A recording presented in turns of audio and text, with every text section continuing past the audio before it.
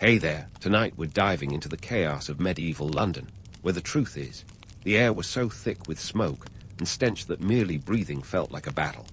If these stories help you unwind, I'd love a quick like or subscribe, but only if they're genuinely working for you. I'm curious where in the world you're listening from, so drop your location and local time in the comments. It's amazing seeing our little community span the globe through these historical tales. Now find your comfort zone, perhaps turn on a fan for that gentle background hum, and let's venture into tonight's story together. You jolt awake to the harmonious symphony of medieval London, a cacophony that's less morning dew and more surprise marching band. Forget the gentle hum of modern traffic.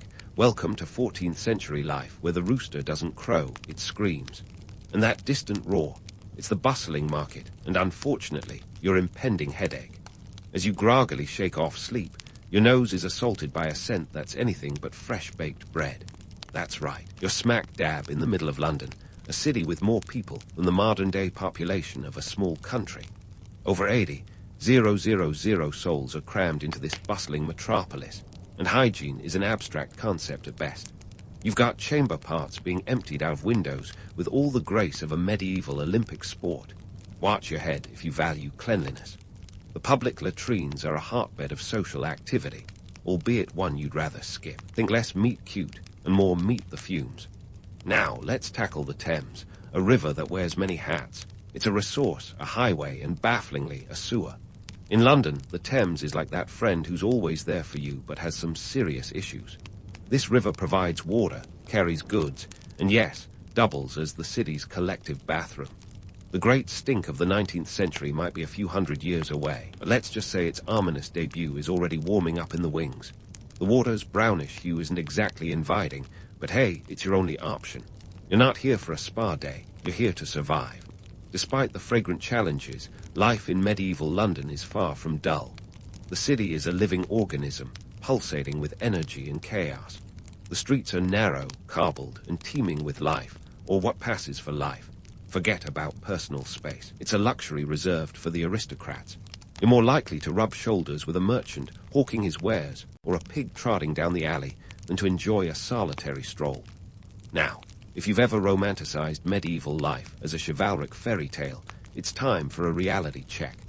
Those ballads of knights and fair maidens leave out the less glamorous detail of, say, raw sewage in the streets. The reality is grimy, gritty, and incredibly human. But let's not throw the baby out with the bathwater. Quite literally, since that bathwater is also probably your drinking water. The so-called good old days are a testament to humanity's ability to thrive amid adversity, and London is the poster child for that resilience. As you navigate the morning hustle, you're reminded that this era isn't all doom and gloom. Sure, the sanitation is non-existent, and the air quality could use a miracle, but there's a certain charm in the unfiltered nature of it all. Life here is raw, unvarnished, and unapologetically authentic. It's a symphony of clanging metal, shouting vendors, and the occasional disgruntled donkey. So, as you contemplate your first steps into the day, remember, you're part of a living tapestry, a snapshot of medieval life in all its glory and grime. The trials of this city don't just build character, they build cities, empires, and history itself. With a deep breath of questionable air, you step forward into the bustling heart of medieval London, ready to embrace the chaos and make it to lunch without a wardrobe malfunction involving chamber part runoff.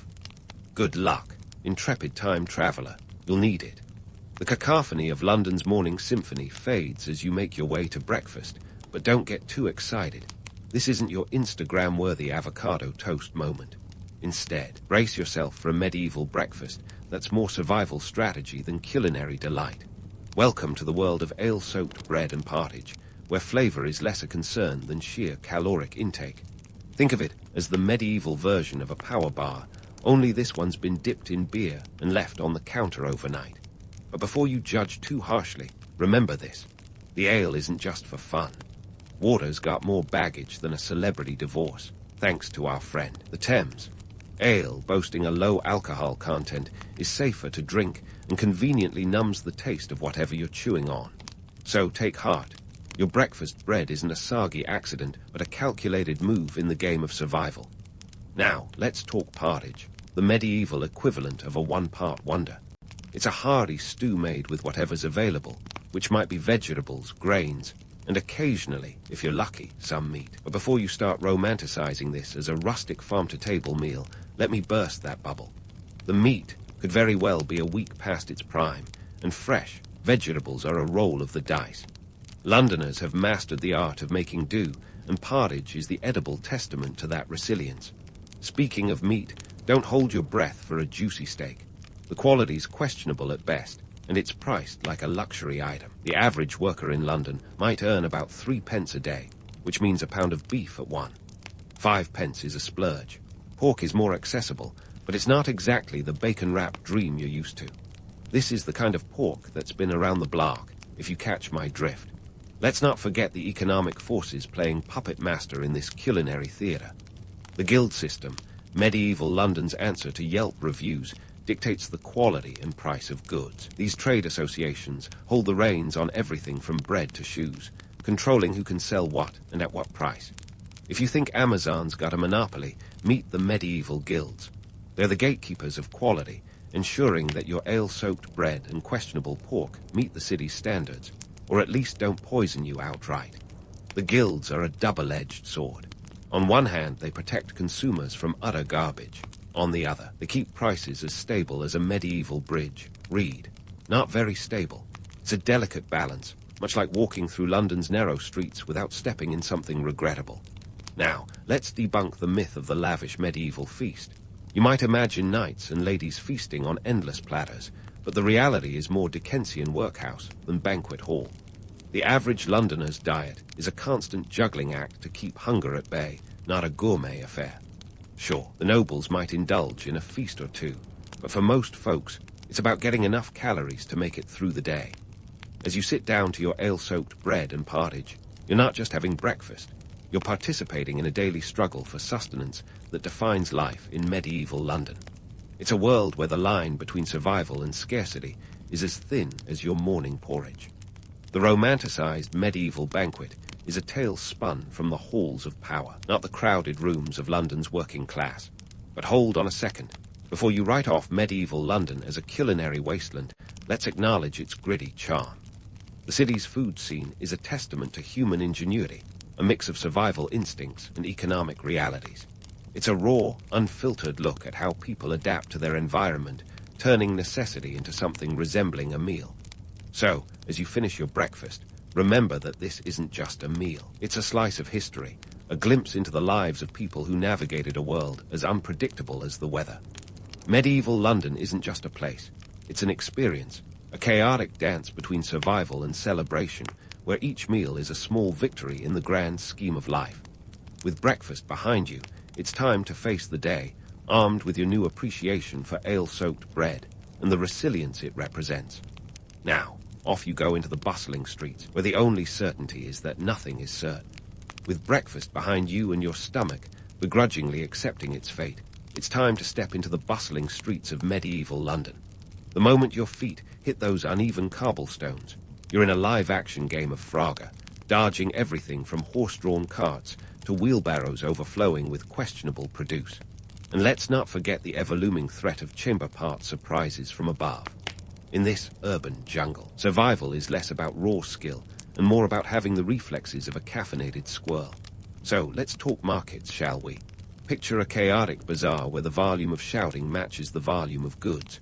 With a population of over 80,000, London's markets are the lifeline of the city's economy and the epicenter of daily life. Here, you can find everything from fresh, well, relatively fresh, fish to bolts of cloth, all jostling for space on crowded stalls. But don't get too carried away with romantic notions of a quaint marketplace. This is more marsh pit than farmer's market. The competition among traders is fierce, with buyers haggling like their lives depend on it, and sometimes they actually might. The market is where the social classes collide in a cacophony of commerce. Over there, you have the peasants, the backbone of medieval society, trying to stretch their meager earnings. These folks typically live on the edge, earning roughly 2 to 3 pennies a day. Yep, that's pennies, folks, not pounds. And in a city where a loaf of bread could cost half a penny, you can see how tight the margins are. Their staple diet consists of bread, pottage, and the occasional salted fish, with meat being a luxury reserved for special occasions or dreams. Then there's the burgeoning merchant class, a group that's beginning to flex their economic muscles. These guys are the medieval equivalent of your up-and-coming tech entrepreneurs. They're the ones who have managed to climb the social ladder, trading in wool, cloth, or spices, and they're starting to give the nobility a run for their money. In fact, by the 14th century, some merchants were making upwards of £100 a year, a king's ransom compared to the average peasant. With this newfound wealth, merchants are transforming London into a commercial powerhouse, laying the groundwork for what would eventually become modern capitalism. Raise a mug of ale to that, just maybe not the one you drank this morning. Speaking of raised mugs, the streets are a vibrant tapestry of vendors and entertainers, each vying for your attention and your coin. Street performers, or jongleurs, juggle, jest, and jive their way into your heart, or at least your pocket. They're the medieval Netflix, offering a brief escape from the daily grind. And unlike your current streaming subscription, they accept tips in the form of leftover bread or a few farthings. It's entertainment that keeps you on your toes, quite literally, since standing still too long might mean a close encounter with the less savory elements of London's underworld. Ah, the medieval underworld, a world where the romance of chivalry meets the gritty reality of crime and justice. Let's bust some myths here. Chivalry isn't about knights in shining armor rescuing damsels in distress. It's a complex code of conduct that in reality mostly applies to how knights treat each other. The average Londoner is more likely to encounter a pickpocket than a gallant knight. Theft is rampant, with cut purses and con artists lurking in every shadow, ready to relieve you of your valuables or your breakfast if you're not careful. And if you think modern justice systems are harsh, medieval justice is less courtroom drama and more public spectacle. The law enforcement of the time consists mainly of the watchmen, a motley crew tasked with maintaining order.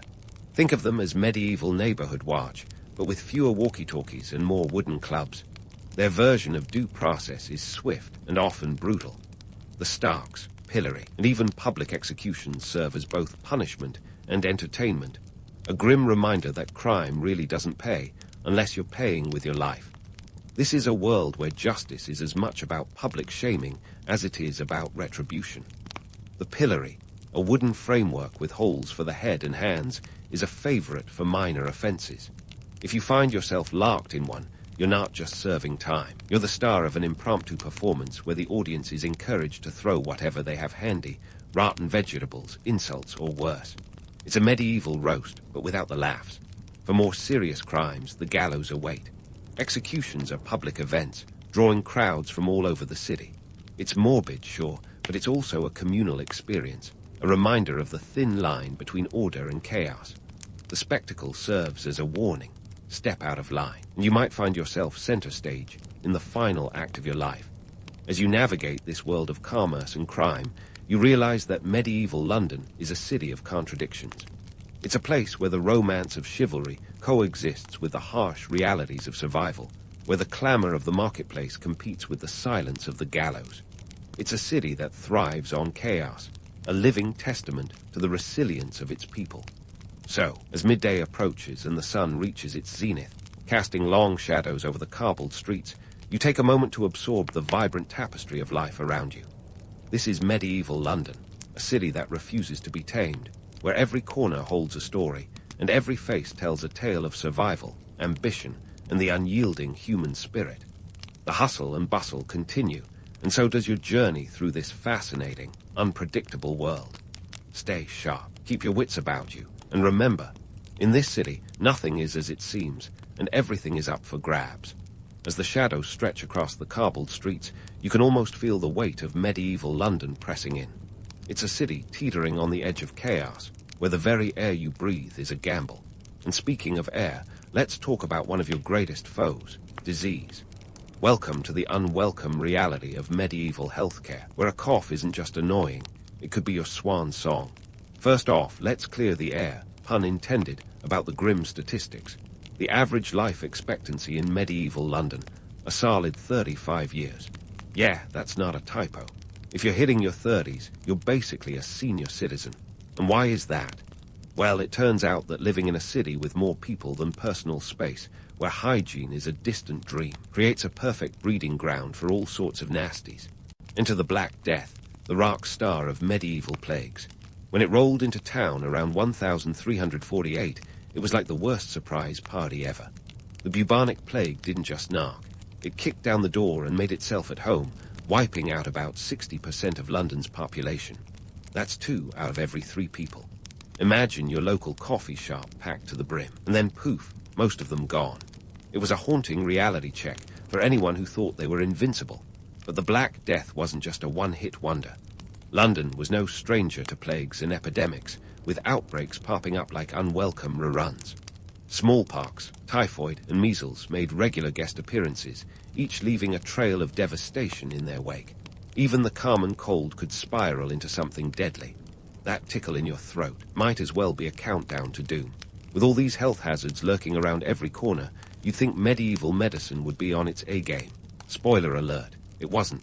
The medical practices of the time were a curious mix of superstition and trial and error, with more emphasis on error.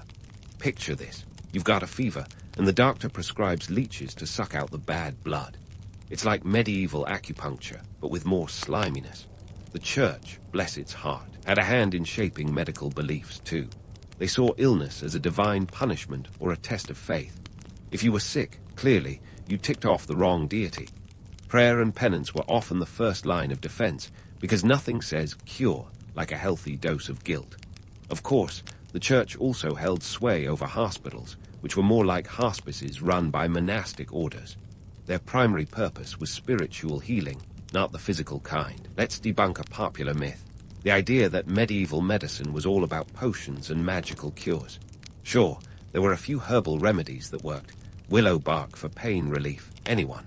But these were the exceptions, not the rule. Most treatments were a risky cocktail of superstition and questionable ingredients. And if you thought modern medicine sometimes feels like a shot in the dark, medieval treatments were like aiming blindfolded.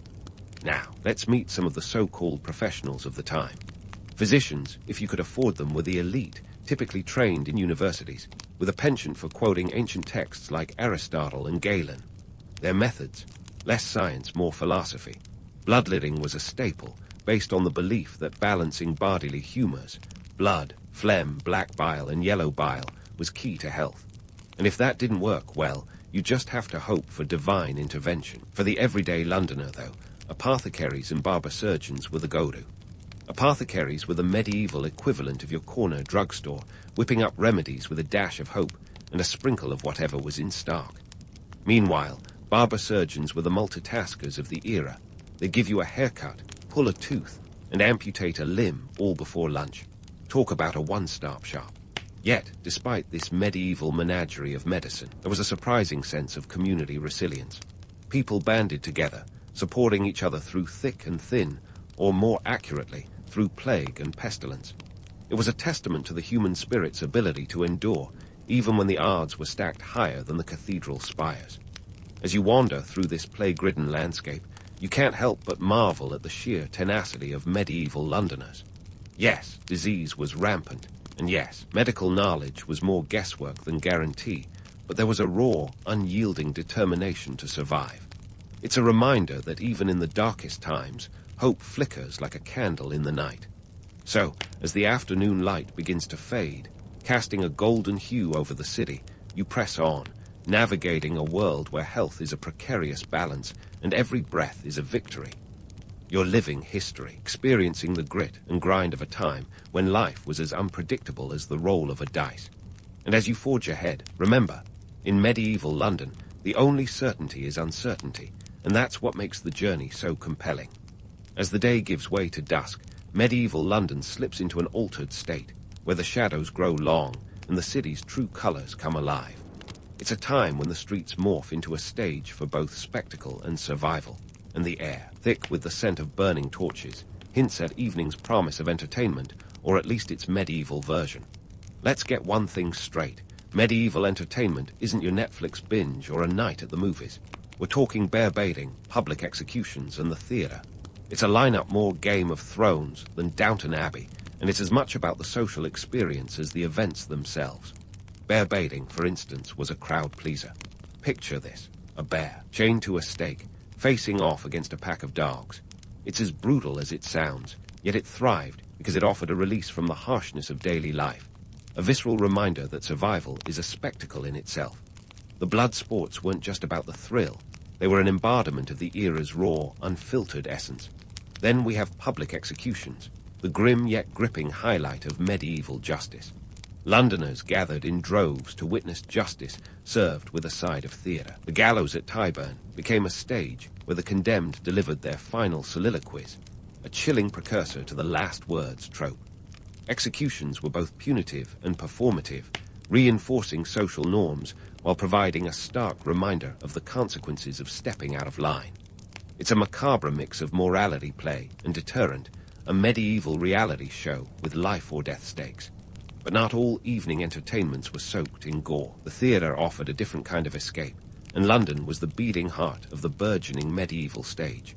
In 1576, James Burbage built the theatre, laying the groundwork for the cultural explosion that would follow. Before Shakespeare became the household name he is today, plays were vibrant, communal experiences, often held in the open air. The audience, a motley crew of nobles, merchants, and peasants, all jostling for a view. The Globe Theatre, later built in 1599, became a symbol of this cultural renaissance, where comedies, tragedies, and histories played out to packed crowds. It was a place where the line between actor and audience blurred, fueled by ale and the shared human experience. Now, let's address the elephant, or rather the knight, in the room, the myth of medieval romance. Popular culture paints a picture of noble knights and fair maidens, but the truth is more mundane. Romance was often less about love and more about land, alliances, and lineage. Marriages were strategic, arranged affairs designed to consolidate power and wealth. The troubadours sang of courtly love, a chivalric ideal where knights performed noble deeds for unattainable ladies. But this was more fantasy than fact, a poetic construct that masked the gritty reality of medieval life. In reality, love stories were complicated by class divides and economic pressures. The average Londoner's love life was shaped by necessity and survival, with little room for grand gestures. Yet, the allure of romance persisted, a beacon of hope in a world ruled by hardship. It's a testament to the power of storytelling, where legends endure even as reality tells a different tale. So why does this era, with its contradictions and complexities, continue to fascinate us? Perhaps it's because medieval London is a mirror, reflecting both the darkness and light of the human condition. It's an era where resilience battled against adversity, where the mundane mingled with the mythical. We're drawn to it not just for its romance, but for its relentless humanity. Medieval London wasn't just a city. It was a living testament to the tenacity of the human spirit. As you leave the torchlit streets, you carry with you the echoes of a time when life was a fragile dance between survival and spectacle. Despite the grime and grit, or maybe because of it, medieval London captivates us. It's a reminder that history is more than dates and events. It's a story of people, their struggles, and their triumphs. So, as you close this chapter, let the lessons of the past illuminate your path forward. After all, in the tapestry of history, we are both the weavers and the threads. In the arid landscape of ancient Egypt, when the sun was king and the Nile was its queen, the world was introduced to an architectural revolution that would last longer than most empires: the pyramids. The story of these monumental structures begins not with the colossal wonders we see in glossy travel brochures today, but with something much humbler: the mastaba. Think of it as the great-great-grandparent of the pyramids, squatting low and flat, like the world's earliest attempt at a modernist bungalow. These mastabas were essentially rectangular tombs made of mud bricks, and they were all the rage for pharaohs who wanted to keep things simple. But simplicity, as it turns out, isn't exactly what gets remembered through the ages. It was during the Third Dynasty, around 2630 BCE, when the pharaoh Djoser decided that his eternal resting place needed a little more flair, a bit more wow factor than a mud slab in the desert. Enter Imhotep, Djoser's chancellor, and a man whose name would echo through the corridors of history as the first architect to make a pharaoh's afterlife truly unforgettable. Imhotep's brainchild, the step pyramid at Saqqara, was born from stacking those good old mastabas one atop another in a series of diminishing layers. Picture a giant stone wedding cake, except instead of fondant and sponge, it's got limestone and a serious case of destiny. Standing at a respectable 62 meters, it was the tallest structure of its time. For context, that's about as tall as a 20-story building today, an impressive feat when your tool kit includes copper chisels and sheer determination. Now, let's talk about the folks who made these towering dreams a reality, contrary to a popular myth that stubbornly refuses to die. Looking at you, Hollywood. These architectural masterpieces weren't built by slaves sweating under a merciless sun and the tyrannical whip of a foreman. Nope, the truth is, the pyramids were primarily constructed by a workforce of skilled laborers who were more like professional contractors than coerced captives. Think of them as the ancient world's version of a unionized construction crew, with perks and benefits to boot. The labor force was comprised of thousands of workers organized into well-structured groups. They were housed in nearby workers' villages and paid in rations of bread and beer. Yes, beer. Apparently, even the Egyptians understood the motivational power of a good brewski after a hard day's work. These laborers were not only well-fed, but also granted tax exemptions and other incentives. Their efforts were a point of national pride, akin to modern citizens rallying around the construction of a landmark bridge or skyscraper. What motivated Djoser and his successors to invest so much into these massive tombs? The answer lies in a potent mix of politics, religion, and a dash of personal vanity. For the pharaohs, the pyramids were more than just a place to stash their mummified remains. They were a statement of divine rule, a bid for immortality, and let's be honest, not so subtle way of flexing their power. In a society where the afterlife was as real as the daily grind along the Nile, ensuring a smooth journey to eternity was a high-stakes affair. But these grand designs weren't just about the pharaohs themselves. They also served as powerful symbols of the state's stability and prosperity. A pyramid rising from the desert was a massive, stone-cold advertisement of the pharaoh's ability to marshal resources, manage a workforce, and maintain order. It was the ancient equivalent of a booming GDP or a successful space program, evidence to both locals and rivals that this was a civilization to be reckoned with. Let's not forget the economic realities behind this monumental endeavor. Building a pyramid was a massive investment, not unlike funding a modern infrastructure project. The materials alone were staggering. An estimated 330,000 cubic meters of stone were required for the step pyramid. And while the limestone was quarried relatively nearby, transporting it wasn't exactly a Sunday stroll. Logs, sleds, and the occasional river barge were enlisted to move these hefty blocks. We're talking about a logistical operation that would give even the most seasoned project manager a headache. Imhotep's architectural innovations didn't just stop at stacking mastabas. His design included underground chambers and a labyrinth of tunnels beneath the pyramid, all intended to confuse and deter would-be tomb robbers. Spoiler alert, it didn't work. Tomb robbers have been a persistent problem throughout history, proving that where there's precious loot, there's someone willing to risk life and limb to snag it.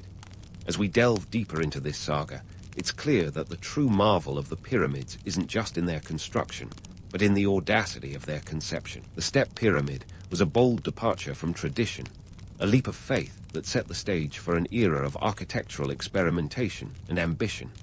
It's a reminder of humanity's enduring desire to leave a mark on the world, whether in stone or in skyscrapers, a testament to our perpetual quest for legacy and the lengths we'll go to achieve it. So, as we wrap up this first chapter, let's appreciate the mastabas and the monumental leap to the step pyramid. These structures laid the groundwork, literally and figuratively, for the wonders that would follow. They tell a story of innovation, ambition, and a society willing to rally behind a leader with a vision as grand as his ego. And just like that, the stage was set for the next act in Egypt's architectural odyssey. As the stage was set for Egypt's next architectural blockbuster, enter the fourth dynasty's heavyweight champion, Pharaoh Khufu, and his piece de resistance, the Great Pyramid of Giza. Now, if you're imagining a gaggle of ancient Egyptians fussing over blueprints and arguing about where to put the break room, you're not too far off. But make no mistake, this was no ordinary construction site. It was more like the Super Bowl of ancient engineering feats, complete with its own set of challenges, triumphs, and the occasional mysterious play call. The Great Pyramid, aka Khufu's Pyramid, wasn't just bigger than Djoser's Step Pyramid. It was a colossal leap forward in ambition and audacity. Standing at an original height of around 6 meters, that's nearly 481 feet for those keeping track, this wonder was the tallest man-made structure on Earth for over 800 years. Let that sink in. Imagine holding a world record for almost 4 millennia. Talk about setting the bar high, literally and figuratively. Constructing this behemoth required more than just a couple of chisels and a dream. We're talking about an estimated 3 million limestone blocks, each weighing in at anywhere from 5 to 15 tons. That's like stacking up a bunch of SUVs, except these don't come with heated seats or cup holders. The logistics of moving these monstrous stones were mind-boggling. Forget alien levitation beams. This was all about human grit and ingenuity. The ancient Egyptians used sledges, ropes, and a whole lot of elbow grease, sometimes wetting the sand in front of the sledges to reduce friction. It was a stroke of genius that our modern-day project managers would probably admire over a latte. Now, let's address the elephant, or rather, the extraterrestrial, in the room. The notion that aliens had their hands in the pyramid's blueprints is a theory that's been floated around more than a few conspiracy websites.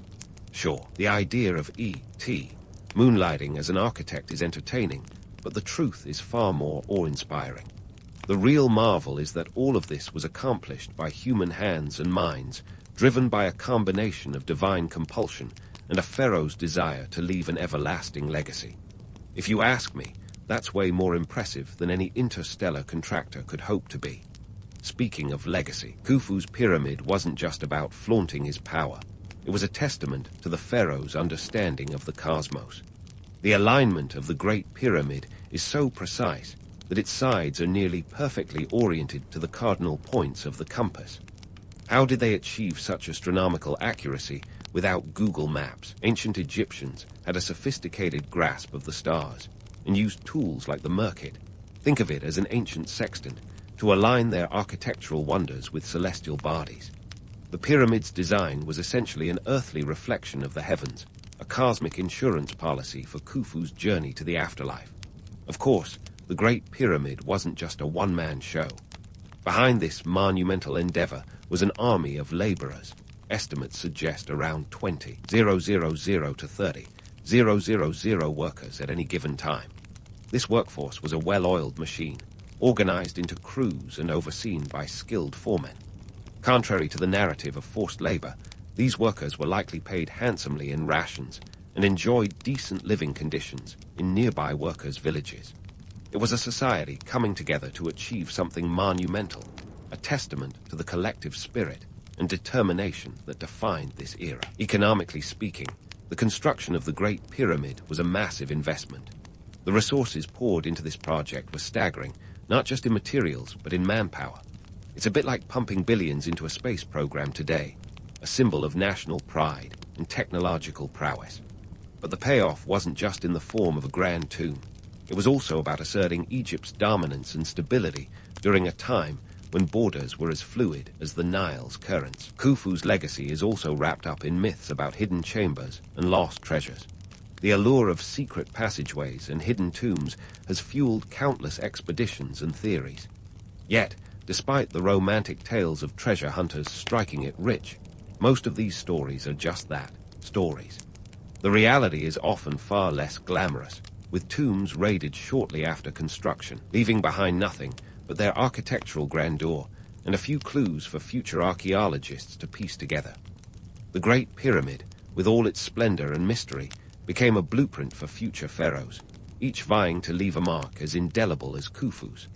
It was the ultimate flex, a lasting symbol of the pharaoh's divine power, and a message to both the gods and the people that this was a civilization with cosmic significance. As we marvel at this ancient wonder today, it's a reminder of the lengths to which humans will go to carve their names into the annals of history, whether through stone or stardust.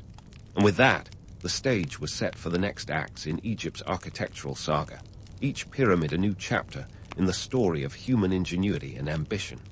The Great Pyramid may have been the pinnacle of the Old Kingdom's golden era, but it was by no means the end of the tale. Stay tuned, as the sands of time continue to shift and reveal ever more of Egypt's ancient marvels. As the Great Pyramid of Giza cast its long shadow over the sands, the ancient world's architectural ambitions faced a turning point. Enter the Middle Kingdom, a time when the Egyptian state underwent a dramatic transformation, and so did its pyramids. Gone were the days of the monumental stone behemoths that screamed, "Look at me," from miles away. Instead, the focus shifted to something a little more modest. Think less blockbuster sequel and more indie art house film.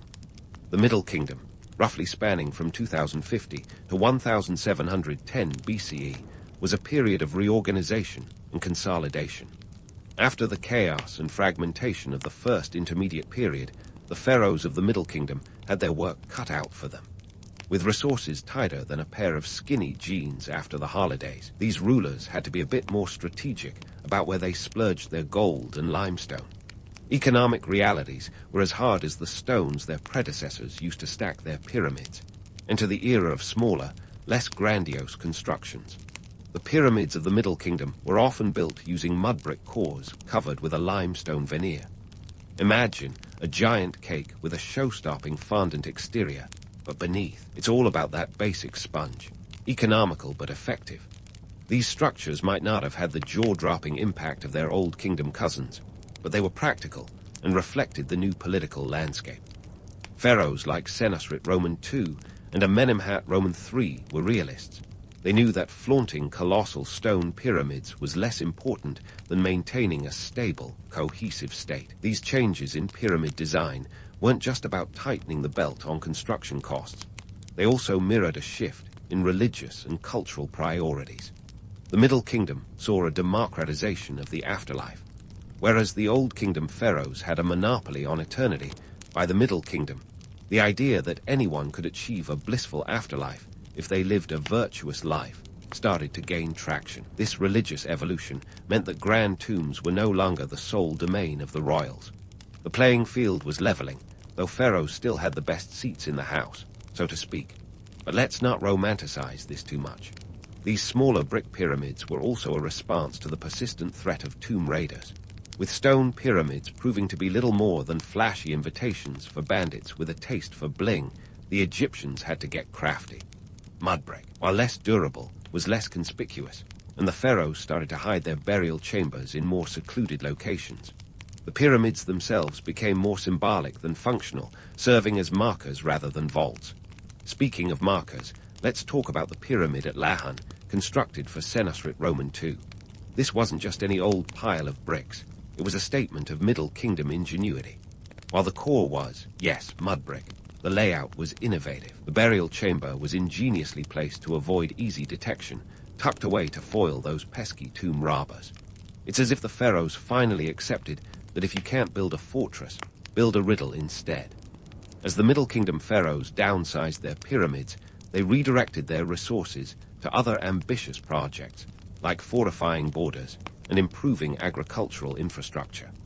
It was a case of priorities shifting from celestial to terrestrial concerns. Pharaohs like Senusret Roman III focused on expanding Egypt's influence and securing trade routes, ensuring that the kingdom thrived economically even if its pyramids weren't winning any height contests. The economic context of this era is crucial. The state had to manage its resources carefully, balancing military expeditions with monumental construction. The cost of building even a modest pyramid was significant, so every block had to count. This era saw focus on efficiency and functionality over sheer scale, an adjustment to the pragmatics of the time. Now, let's pop the bubble on a myth that refuses to burst. The notion that these Middle Kingdom pyramids were a step backward. Sure, they might not inspire the same awe as the Great Pyramid, but they were products of their time, reflecting a savvy adaptation to new realities. The Middle Kingdom was a period of sophistication in administration, literature, and art, even if its pyramids didn't reach for the sky. The intersection of religion and architecture during this time is also worth a closer look. The construction of these smaller pyramids coincided with the growth of Assyrian beliefs, where Osiris, the god of the afterlife, became a central figure in funerary practices. This shift meant that while the pyramids themselves may have shrunk, the significance of the afterlife in everyday Egyptian life expanded. Pyramid texts evolved into coffin texts, spreading the promise of resurrection beyond the royal tombs and into the coffins of the elite. It's a period that teaches us a lot about adaptability. The Middle Kingdom pharaohs weren't just rulers. They were managers, balancing the books while still trying to leave a legacy. They understood that sometimes smaller is smarter, and a strategic pivot can be more effective than maintaining the status quo. The grandeur of the Old Kingdom had its time, but the Middle Kingdom was about resilience and reinvention. So, as we wrap our minds around this era of brick pyramids and economic recalibration, remember that history isn't just about monuments that scrape the sky. It's about the people who built them, the challenges they faced, and the clever ways they navigated their world. The Middle Kingdom pyramids may not have the headline-grabbing allure of their predecessors, but they tell a story of ingenuity, adaptation, and a civilization that understood the value of a solid foundation, literally and metaphorically. As we move forward, the Middle Kingdom leaves us with a tantalizing taste of what's to come. The sands of time continue to shift, revealing new chapters in Egypt's architectural saga, each with its own set of surprises and lessons. Stay tuned as we delve deeper into the labyrinth of history, where every twist and turn uncovers another layer of human ambition and creativity. As the Middle Kingdom quietly laid its mud-brick foundations, the stage was being set for the New Kingdom, a period that would redefine Egypt's architectural ambitions, or rather, lack thereof. Picture the New Kingdom as a time when the grandeur of pyramids was swapped out for the practicality of rock-cut tombs. The pharaohs of this era, spanning roughly from 1550 to 1070 BCE, took a hard look at the past and decided that towering stone structures were yesterday's news. Instead, they opted for something a bit more discreet, the Valley of the Kings. Now, why the switch from iconic pyramids to hidden tombs? For starters, it wasn't just a case of pharaohs suddenly developing a taste for minimalism. It was a pragmatic response to a cocktail of political upheaval, resource scarcity, and a good old-fashioned case of been there, done that. The New Kingdom pharaohs were savvy politicians and strategists, navigating a landscape as shifting as the sands around them. The grand pyramid-building projects of the Old Kingdom were simply no longer feasible, economically or politically. In the New Kingdom, the state's coffers weren't overflowing with gold like a pharaoh's treasure chest in a Hollywood blockbuster. Instead, they were more like a piggy bank after a kid's shopping spree. Egypt's expansionist policies required hefty military campaigns and fortifications, leaving less in the budget for vanity projects. The result was a focus on more sustainable and secure burial practices, which led to the ingenious idea of carving tombs directly into the cliffs of the Theban necropolis. These rock-cut tombs were no haphazard undertaking. They were meticulously planned, with some stretching hundreds of feet into the limestone hillsides. Take the tomb of Tutankhamun, a modest affair in size compared to those of other pharaohs, yet it's the most famous thanks to that shiny cache of treasures. The Valley of the Kings became the go-to address for eternity, a veritable who's who of New Kingdom royalty, with over 60 tombs known today. Each was a secretive vault, its entrance sealed and hidden, designed to thwart the ever-persistent tomb robbers. Because where there's wealth, there's always someone eager to pilfer it. Economically, this shift was a masterstroke. By cutting tombs into rock rather than stacking stone, the Egyptians conserved resources and redirected their efforts toward maintaining the empire. This was a period marked by Egypt's greatest territorial expansion, and while the pharaohs might have missed out on building sky-high monuments, they were busy constructing something arguably more valuable, a legacy of power and influence. The pharaohs of the New Kingdom also had a different view on the afterlife. Unlike the Old Kingdom rulers who saw their pyramids as vehicles for their divine ascent, New Kingdom kings were more about the journey than the destination. The art and inscriptions inside these tombs were less about grandeur and more about guiding the deceased through the challenges of the afterlife. The Book of the Dead, filled with spells and instructions, became a staple in these tombs, ushering the pharaohs through the perils of the duat, the Egyptian underworld. It was less about showing off and more about ensuring a smooth passage to the afterlife, a celestial GPS of sorts. Let's debunk a myth while we're here. the idea that the cessation of pyramid building marked a decline in Egyptian civilization. Quite the opposite.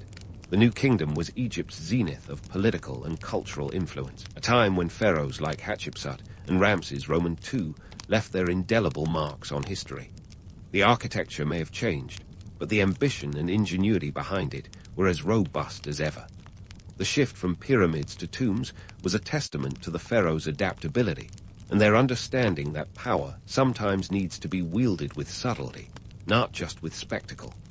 The cultural landscape also evolved with this architectural pivot. The focus on the Valley of the Kings shifted religious practices and beliefs. While the pyramids were primarily about elevating the pharaohs to godhood, the tombs emphasized their journey alongside the gods.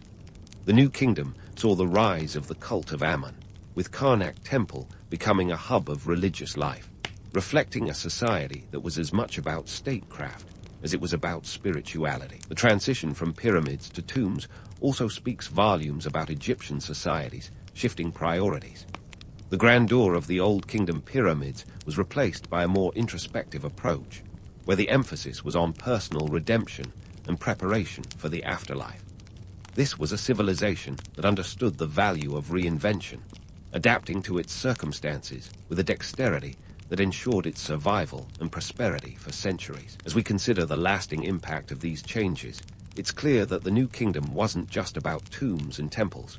It was about a civilization that mastered the art of evolution.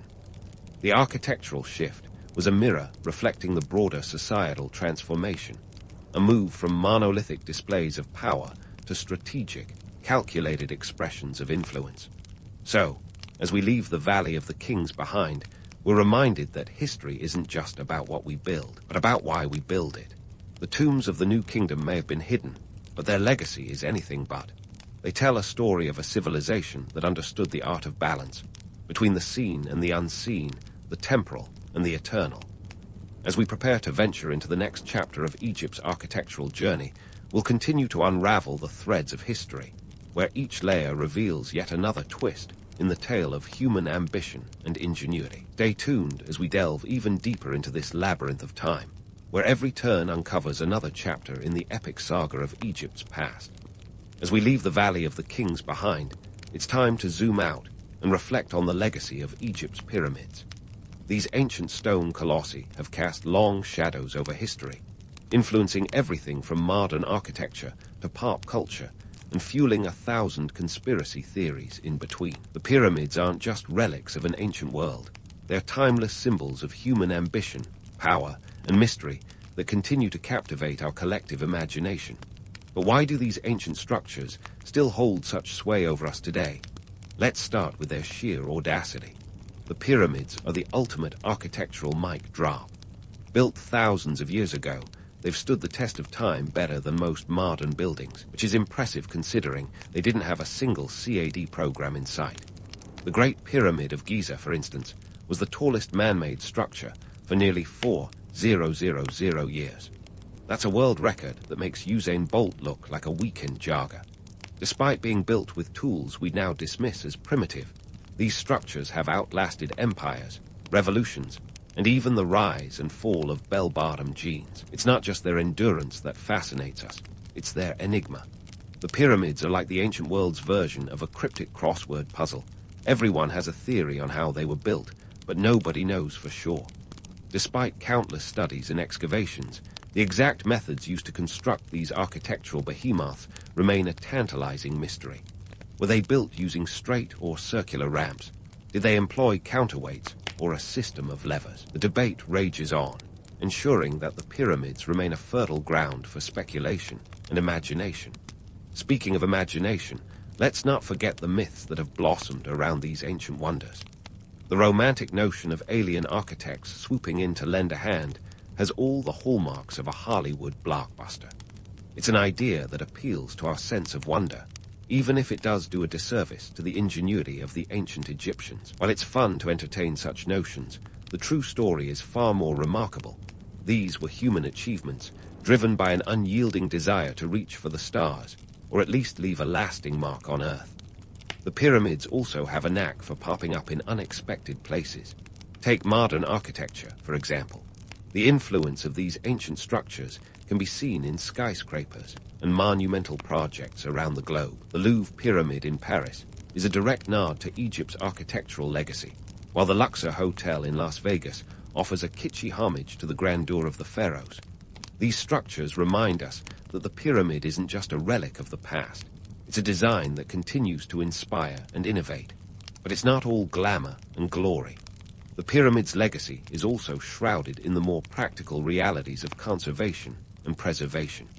As durable as they are, these structures face the relentless assault of time, weather, and human interference. Efforts to preserve them are as monumental as the pyramids themselves. The Egyptian government, alongside international organizations, has invested heavily in conservation projects to ensure that these ancient wonders remain standing for future generations. It's a delicate dance of modern technology meeting ancient tradition, a testament to our ongoing commitment to protect these symbols of human achievement. In the realm of Egypt's modern identity, the pyramids serve as both a source of national pride and a crucial component of the economy. Tourism is a significant industry in Egypt, and the pyramids are its crown jewel. They draw millions of visitors each year, eager to stand in the shadow of history. Yet, for all their economic and cultural significance, the pyramids are also a reminder of Egypt's complex history, a history of power, exploitation, and resilience. So, what do the pyramids really tell us about human nature? They're monuments to our greatest strengths and our deepest flaws, our capacity for ingenuity and ambition, as well as our penchant for hubris and vanity. They challenge us to consider what we leave behind for future generations, not just in stone and mortar, but in ideas and aspirations. The pyramids stand as a testament to the enduring human spirit, a spirit that strives to achieve the impossible and leave a legacy that transcends time. As we wrap up this journey through Egypt's architectural marvels, let's remember that history is a living, breathing entity, a tapestry woven from the threads of countless lives and stories. The pyramids are a single, dazzling thread in that tapestry, a reminder of a world long gone yet ever present in its influence. They inspire us to dream big, question the status quo, and above all, to remember that the past is not just a series of dates and events, but a reflection of our own potential and possibilities. In the end, the pyramids are more than just ancient tombs. They are the echoes of a civilization that dared to reach for the heavens, and in doing so, created something that would endure through millennia. Their legacy is one of awe and wonder, a timeless testament to the power of human ambition and the mystery of the ages. And as long as they stand, the pyramids will continue to capture our imaginations, reminding us that the greatest adventures are often those that take us on a journey through the sands of time. In the grand tapestry of human migration, the Polynesians were the ultimate adventurers. Picture them, navigating vast swaths of the Pacific without a GPS or even a compass, just the stars and their own unyielding will to guide them. Now that's what I call determination. Around 500 years ago, these maritime maestros set their sights on a collection of volcanic islands smack dab in the middle of the Pacific Ocean. We know them today as Hawaii, but back then, it was an uncharted paradise that promised new beginnings. These islands weren't just a casual stopover, mind you. The Polynesians discovered a veritable Eden, teeming with resources if you knew how to coax them from the land and sea.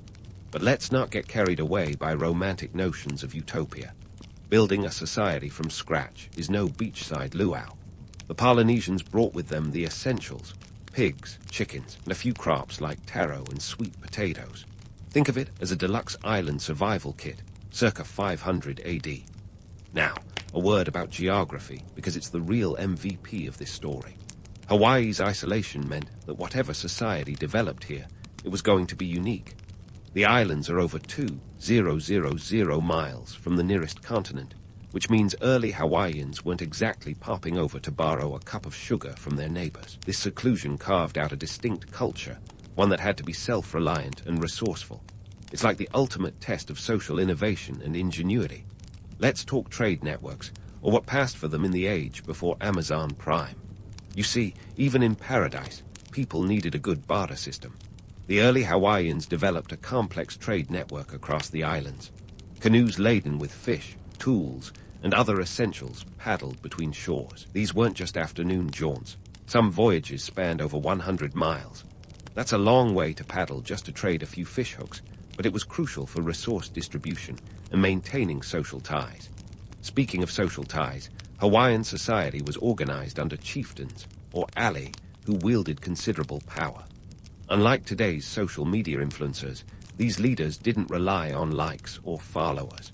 Their authority stemmed from a mix of lineage, martial prowess, and religious significance.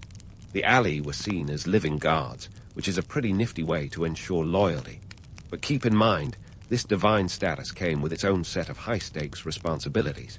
They needed to keep the guards and the people happy, or face the consequences, usually in the form of a rival chieftain swooping in with a less-than-friendly takeover bid. The chieftains were the original power players, manipulating a mix of religious influence and strategic marriages to expand their territories. They were the real deal in consolidating power, long before Europe was obsessed with empire building. It's like Game of Thrones, minus the dragons, but with a lot more fish. And let's not forget the spiritual side of things. Religion played a massive role in Hawaiian society, where everything from agriculture to warfare had a divine angle. The guards weren't just distant figures, they were woven into the daily fabric of life. The kapu system, a set of sacred laws, dictated everything from who could eat what to when you could fish. Violating these rules wasn't just a social faux pas, it was a cosmic no-no that could bring down divine wrath. Talk about high stakes for dinner plans. Of course, with any society, there were myths that peppered the landscape. Take the story of Peel, the fiery goddess of volcanoes. She's often depicted as a tempestuous figure whose moods could shape the land itself. While it sounds like the stuff of legends, there's a kernel of truth here. Hawaii's volcanic activity did shape the islands and their development, albeit without the drama of an angry goddess throwing a tantrum. Behind these myths, the early Hawaiians were pragmatic. They constructed an advanced aquaculture system with fish ponds that ensured a steady supply of food. These ponds were engineering marvels, some spanning over 30 acres. It was a sustainable food source long before sustainability was a buzzword. But let's not sugarcoat it. Life in ancient Hawaii wasn't all sunshine and hula. It was a tough existence that required constant innovation and adaptation. Yet, these early settlers laid the groundwork for a society that thrived for centuries. As we delve deeper into Hawaii's history, we'll see how these initial seeds of civilization grew into a complex kingdom that eventually caught the world's attention. But that's a tale for another day. For now, let's appreciate the sheer audacity of those early Polynesian pioneers who turned isolation into opportunity, setting the stage for what would become the Kingdom of Hawaii. From those early seeds of civilization sprouted a kingdom that would eventually catch the world's eye, largely thanks to a man who wasn't just a legend, but a full-blown historical marvel, Kamehameha the Great. Now, Kamehameha wasn't born with the Great stamped on his birth certificate. No, he earned that title the hard way, with a combination of grit, savvy alliances, and a keen eye for opportunity. Let's dive into what made this guy the island-unifying rock star he became. Kamehameha came into the world around 1758, a time when the islands were a patchwork of rival chiefdoms, each one like its own mini-kingdom with dreams of grandeur. He was born in Kohala, on the Big Island, under circumstances that would make Shakespeare's witches green with envy.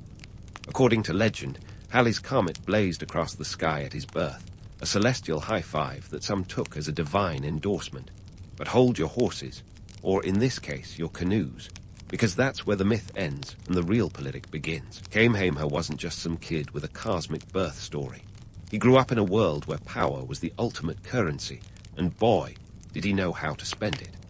By the time he was a young man, he was rubbing elbows with some pretty influential characters, including his uncle, King Kalaniapo. When Kalaniapo passed away in 1782, Kamehameha found himself in a prime position to make moves. But let's not sugarcoat it. This wasn't a smooth transition of power. Think more along the lines of a family reunion mixed with a season finale of a cutthroat reality show. The thing about Kamehameha was that he didn't just have muscle, he had brains.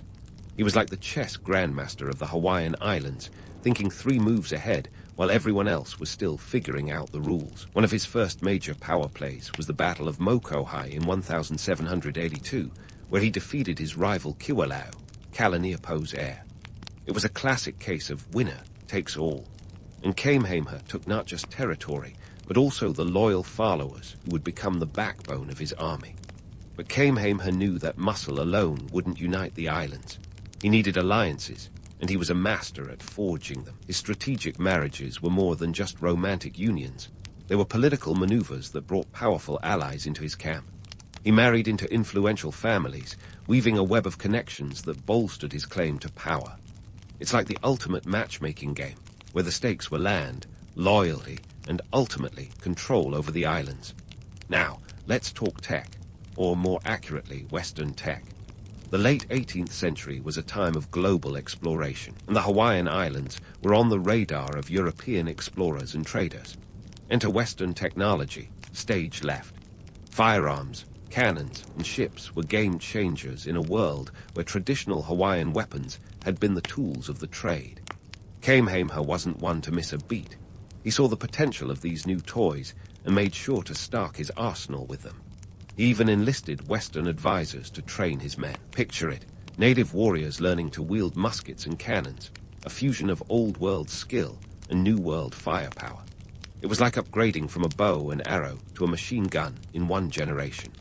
This blend of traditional Hawaiian strategies and cutting-edge military tech set the stage for Kamehameha's most famous campaign, the Battle of Naiuanu in 1795. This was the battle where Kamehameha's forces pushed his rival, Kalanick, right off the cliffs of Oahu. It was a decisive victory that showcased his tactical brilliance and solidified his reputation as a force to be reckoned with. But let's not romanticize it too much. It was brutal, bloody, and left Kamehameha as the undisputed ruler of Oahu. Of course, uniting the islands wasn't just about brute force and clever alliances. It was also about governance. After his victories, Kamehameha established the law of the splintered paddle, or in Hawaiian, Kanawai Mamalahu. This wasn't just any law. It was a decree that protected the common people and ensured their safety. The story goes that during a raid, Kamehameha had been attacked by fishermen who were defending their families.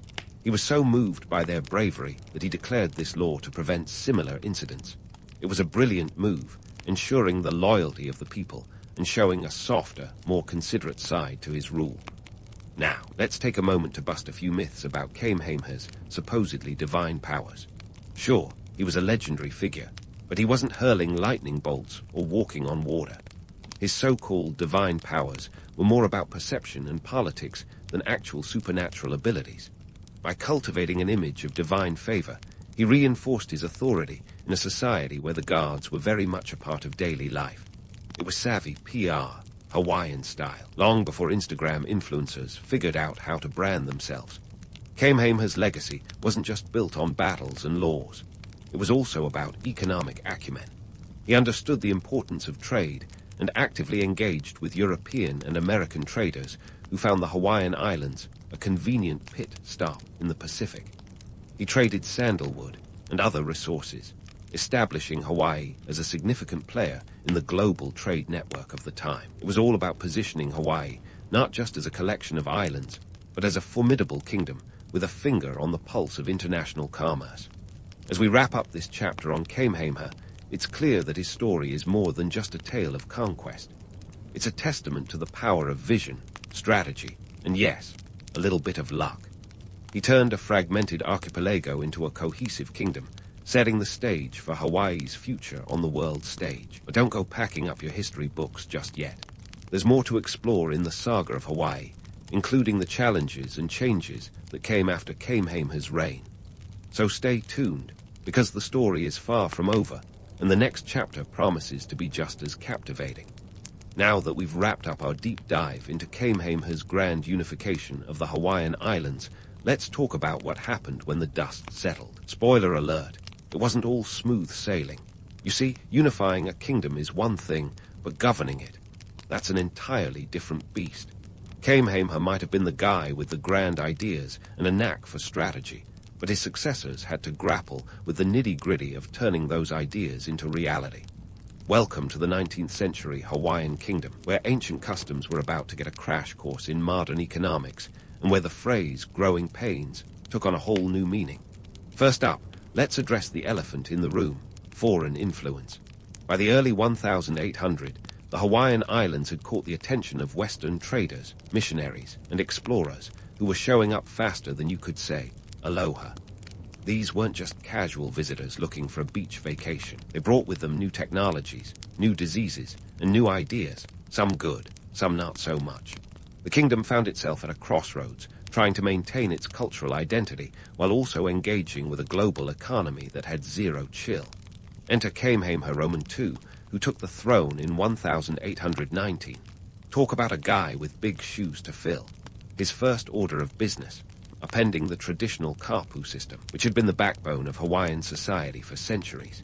In a bold move, he abolished these sacred laws, perhaps realizing that the old ways of enforcing social order wouldn't fly in a world where Western influence was growing like a tick-tock trend. This decision was a double-edged sword. It opened the door for modernization, but also left a cultural vacuum that Hawaiians struggled to fill. Now, let's talk economics. Because, let's face it, money makes the world go round, even on a tropical paradise. The 1830 saw a massive increase in the global demand for Hawaiian sandalwood. Think of it as the 19th century version of Bitcoin. Everyone wanted in. But here's the kicker. The sandalwood boom led to overharvesting, leaving the island's forests depleted and the economy in a precarious position. It was a classic case of too much of a good thing, and the kingdom had to pivot rapidly to avoid financial freefall. With sandalwood no longer the cash cow it once was, the Hawaiian kingdom turned its attention to another lucrative industry, sugar. Sugar plantations began to sprout up across the islands, fueled by foreign investment and labor. By the mid-19th century, sugar exports became the economic lifeline of the Hawaiian kingdom. However, this wasn't without its complications. The labor-intensive nature of sugar production led to the importation of foreign workers, primarily from China, Japan, and the Philippines, creating a melting pot of cultures, but also a tangled web of social tensions. Amidst all this economic upheaval, the kingdom had to navigate the tricky waters of land distribution. Enter the Great Mahel of 1848, a land redistribution act that was supposed to modernize Hawaiian land ownership. The idea was to transition from a communal land system to a Western-style private ownership model. But, as is often the case with grand plans, the execution left much to be desired. While the Mahel aimed to safeguard Hawaiian land for Hawaiians, it inadvertently opened the floodgates for foreign acquisition. A mere 1% of native Hawaiians ended up owning land, while foreigners took control of vast swaths of prime real estate. Talk about a historical facepalm moment. The Mahel wasn't just a bureaucratic shuffle, it was a seismic shift that upended centuries of cultural tradition. To the native Hawaiians, land wasn't just a commodity. It was a living connection to their ancestors, a vital part of their identity. But in the eyes of Western businessmen, land was an asset to be bought, sold, and capitalized on. This clash of worldviews set the stage for tension and resentment, as many Hawaiians found themselves marginalized in their own homeland. And let's not forget the role of missionaries, those zealous souls who arrived in the early 19th century with Bibles in hand and a mission to save Hawaiian souls. While they did bring literacy and Western education, they also had a knack for meddling in local politics. Some even went as far as to become influential advisors to the Hawaiian monarchy, steering policies in directions that aligned more with their religious convictions than the kingdom's cultural traditions. As the kingdom wrestled with these changes, new laws were introduced to reflect the shifting landscape. The Hawaiian kingdom enacted a constitution in 1840, creating a constitutional monarchy and a legislative body. This was a bold attempt to blend traditional Hawaiian governance with Western-style democracy. But like a lot of first drafts, it came with its own set of challenges. Balancing the power of the monarchy with the demands of a legislative assembly was no easy feat, especially when foreign interests were always lurking in the wings, ready to pounce at any sign of instability. By the mid-1800, the Hawaiian kingdom was a complex tapestry of old and new, a place where ancient traditions and modern influences coexisted in a sometimes harmonious, often contentious dance. The people of Hawaii were caught in the middle, faced with the daunting task of preserving their identity while adapting to a rapidly changing world. It was a time of innovation and adaptation, but also one of loss and upheaval, a pivotal moment in Hawaiian history that set the stage for the challenges yet to come. So, as we wrap up this chapter, let's remember that history isn't just about the big names and grand battles. It's also about the everyday lives that were shaped by these monumental changes. The story of the Hawaiian kingdom is one of resilience and transformation, a testament to the enduring spirit of a people determined to navigate the turbulent seas of history. But don't hang up your historian hat just yet. There's more to uncover in the saga of Hawaii's journey through the 19th century, as the kingdom continues to grapple with the forces of globalization and change. Stay tuned for more twists and turns in this captivating tale. So, with the Hawaiian kingdom trying to juggle its identity and a global economy that was more ruthless than a reality TV show elimination, we find ourselves knee-deep in the sugar rush of the 19th century. Yes, sugar, sweet on the tongue, but a bitter pill for Hawaii's social and political landscape. You see, sugar was the commodity that turned Hawaii from a laid-back island paradise into a bustling node of early globalization, for better or worse. By the time the mid-1800s rolled around, sugar was the new black gold. Like the dot-com boom of the late 1990, but with fewer tech bros and more cane fields, this industry promised prosperity and growth. The vast, fertile lands of Hawaii were perfect for sugarcane cultivation, and foreign investors were salivating at the prospect. But here's where reality throws a curveball. Running a sugar plantation required more than just sunny skies and fertile soil. It needed labor, lots of it. Enter the immigrants. In a move that could be described as both a cultural melting pot and a recipe for social tension, laborers flocked to Hawaii from all corners of the globe. The Chinese were among the first, arriving in the 1850 and bringing their own cultural flair to the islands. But as the demand for sugar grew, so did the need for workers. By the late 1800, the plantations were a veritable United Nations of laborers, with Japanese, Portuguese, Koreans, and Filipinos joining the workforce. This influx of immigrants transformed Hawaii's demographics, creating a multicultural society that, while vibrant, also faced its share of challenges. Now, let's talk economics. The sugar industry was no small potatoes. By the 1870, sugar exports accounted for 90% of Hawaii's total exports. That's right, 90%. But don't let those numbers fool you into thinking it was all smooth sailing. The power dynamics were as sticky as a sugarcane stalk. Many of the plantations were owned by American and European businessmen who had little interest in preserving Hawaiian culture.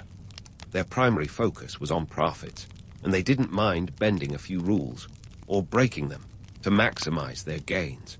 And speaking of bending rules, let's not gloss over the political shenanigans that accompanied these economic changes. The Reciprocity Treaty of 1875 was a game changer, allowing Hawaiian sugar to enter the United States duty-free.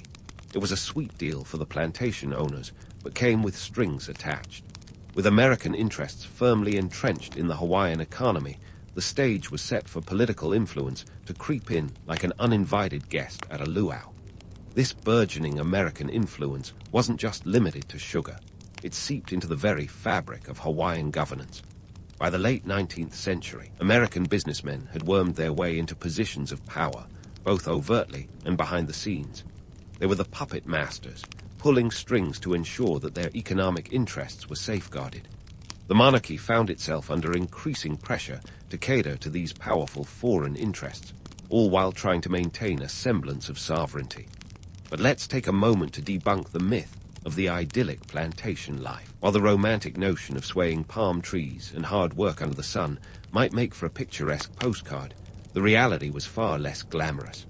Plantation labor was grueling, often involving long hours under the scorching sun, back-breaking work, and little pay.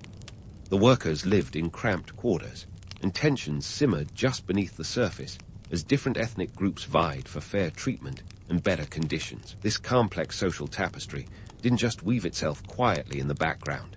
It was the foreground, the landscape upon which Hawaii's future was being painted. The relationships between the different immigrant groups and native Hawaiians were a microcosm of the broader global shifts happening at the time. In many ways, Hawaii was a test case for globalization, with all its promises and pitfalls unfolding in real time. As we delve deeper into this tangled web of sugar, politics, and power, it's crucial to understand the mindset of the key players. For the Hawaiian monarchy, it was a constant balancing act, trying to modernize and engage with the world while preserving their cultural heritage. For the American and European businessmen, it was all about control and profit, with little regard for the cultural implications of their actions. But don't get too comfortable. The plot thickens. The late 19th century was a pivotal time, a period of simmering tensions and growing unrest. The Hawaiian League, a group of American and European businessmen and planters, began to agitate for more power, dissatisfied with the monarchy's attempts to retain control. These were the early rumblings of a storm that would soon break over Hawaii, setting the stage for political upheaval that would change the islands forever. So as we leave this chapter open-ended, remember that the story of Hawaii's globalization is not just about sugar and immigrants. It's about the clash of cultures, the struggle for power, and the enduring spirit of a people trying to navigate the treacherous waters of change. The next part of our saga promises more twists and turns as the kingdom faces its greatest challenges yet. Stay tuned, because the story is far from over and the stakes are only getting higher. As the 19th century Hawaiian kingdom stood on the precipice of change, the air was thick with tension and the sweet scent of sugar, both equally intoxicating and perilous. Enter the final act of this historical drama, the political intrigue and eventual overthrow of the Hawaiian monarchy. This wasn't a simple coup d'etat. It was a complex tapestry of ambition, resistance, and the inexorable march of imperialism. So, buckle up, because we're diving into a tale where the stakes were as high as the volcanic peaks dotting the islands. Let's start with Queen Liliuokalani, the last sovereign of the Hawaiian kingdom, and a figure as formidable as the mountainous terrain she ruled over. Born in 1838, she was a woman of intellect, talent, and a fierce sense of duty to her people. She ascended the throne in 1891, at a time when the kingdom was already a pressure cooker of competing interests and simmering unrest. Liliuokalani wasn't just any monarch. She was a composer, an author, and a staunch defender of Hawaiian sovereignty. Yet, despite her many talents, she was about to face challenges that would test even her considerable resolve. By the time Queen Liliuokalani took the throne, the influence of American and European businessmen was more pervasive than coconut trees on Waikiki Beach. The Bayonet Constitution of 1887 had already clipped the wings of the monarchy, reducing the king to a figurehead and transferring real power to the hands of foreign business interests. It was a move that had been orchestrated by the Hawaiian League, a group of non-native elites who were about as subtle as a lava flow in their quest for control. The Constitution disenfranchised many native Hawaiians, and it was clear that the monarchy's days of unchallenged rule were numbered. Despite these constraints, Liliuokalani was determined to restore some semblance of Hawaiian autonomy. Her boldest move came in 1893, when she attempted to promulgate a new constitution that would restore power to the monarchy and native Hawaiians. It was a daring gambit, one that was met with immediate resistance from the foreign elites who had grown fat and happy under the existing power structure. The proposed constitution was like a Hawaiian hurricane, powerful and potentially devastating to those in its path. Enter the Committee of Safety, a group of 13 businessmen and lawyers who were about as safe for the monarchy as sharks are for swimmers. These men, predominantly of American descent, were determined to protect their economic interests and saw Liliuokalani's new constitution as a direct threat. So what did they do? They did what any group of power-hungry individuals might in such a situation. They plotted an overthrow. The Committee of Safety appealed to the U.S. Minister to Hawaii, John L. Stevens, who didn't need much convincing to lend a hand. Stevens, evidently a fan of aggressive diplomacy, ordered U.S. Marines to land in Honolulu under the pretext of protecting American lives and property. It was a classic case of, we're just here to help, but with bayonets and military precision. The Marines' presence was the nail in the coffin for Liliuokalani's reign. On January 17, 1893, she was forced to surrender under protest, believing that the United States government might eventually restore her to power. Spoiler alert, they didn't. The provisional government, led by Sanford B. Dole, no relation to the Pineapple King, but equally invested in American interests, quickly took control. It was a government that was about as Hawaiian as apple pie, and it wasted no time in seeking annexation by the United States. But here's the kicker. President Grover Cleveland, upon reviewing the situation, called for a halt to annexation. He even appointed a special investigator, James Blount, whose report concluded that the overthrow had been illegal. Cleveland advocated for the restoration of the Hawaiian monarchy, but his efforts were stymied by a lack of political will and the changing tides in Washington. By 1898, the annexation of Hawaii was back on the table, thanks in large part to the strategic importance of the islands in the Spanish-American War. The Newlands Resolution was passed, and Hawaii was formally annexed by the United States, effectively ending any hopes for a restored Hawaiian monarchy. The islands were now a territory, set on a path that would eventually lead to statehood in 1959. Now, as we wrap up this historical roller coaster, it's time to tackle a few myths and misconceptions. The romanticized notion of a bloodless coup, where everyone politely agreed to change rulers, is one for the fairy tales. The overthrow was a calculated power grab, driven by economic interests and backed by military force. And let's not sugarcoat the annexation. It wasn't a benevolent gesture of protection, but a strategic move in the age of American imperialism. So, what's the legacy of this tumultuous period in Hawaiian history?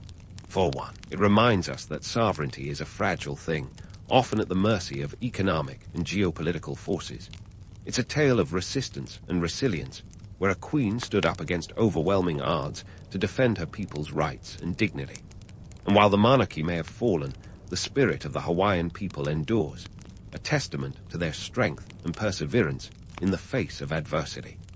As you drift off to sleep with these new insights tucked into your mind, remember that history is never just black and white. It's a rich tapestry woven with the threads of ambition, power, and the indomitable human spirit. The story of Hawaii is far from over, and its lessons are as relevant today as they were over a century ago. Sweet dreams, and may your historical curiosity never wane. In the dusty corridors of time, there's a peculiar little figure plodding his grand entrance. Alexander, son of King Philip Roman II of Macedon, destined to become the Great, if you believe the hype. But before the swords and sandals, we find young Alex with his nose in a book, courtesy of his tutor, Aristotle.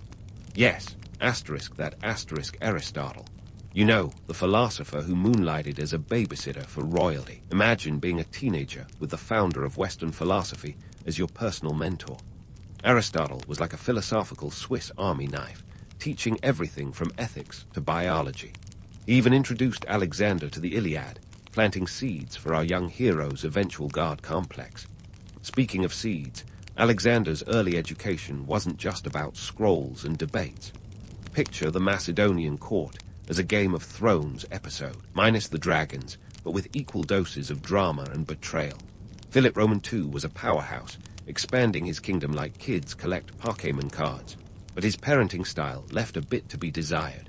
Philip's idea of father-son bonding involved front-row seats to courtly power struggles. Little wonder Alexander picked up a few pointers on ambition and ruthlessness. Of course, being a prince isn't all philosophy and family feuds. At the tender age of 60, while most of us were grappling with acne and algebra Roman II, Alexander got his first taste of power. With Dad off conquering yet another piece of the world, Alexander was left in charge of Macedon. When a tribe called the Mede decided it was a perfect time to revolt, young Alex was like, "Not on my watch."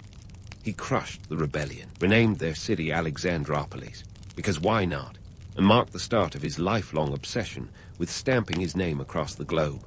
But let's rewind a bit to an event that sounds like a fable yet is surprisingly grounded in fact. The taming of Bucephalus.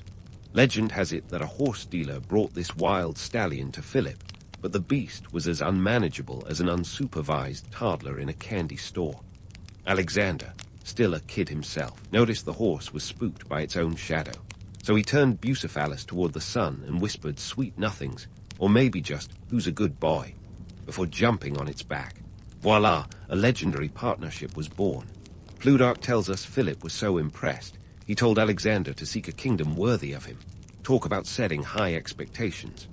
Now, Alexander wasn't just a boy with a knack for equine psychology. He had a temper that could rival a toddler denied dessert. His outbursts were legendary, even at a young age. Once, when a diplomat from Persia mistook him for a servant, Alex threw a fit that was less, take a deep breath, and more, get this man a Snickers. His relationship with Philip was equally fiery. Tales of their quarrels pepper the historical record, like the time Philip married Cleopatra Eurydice, leading to a family spat that would make soap opera writers blush. When Alexander's mother, Olympias, was pushed aside, he didn't just sulk in his room. He stormed off, self-exiled, until Dad came calling. Macedonian court life wasn't just a study in family dysfunction, but a hotbed of political intrigue. Philip's court was a melting pot of power players, each with their own agenda and a knife hidden in their toga.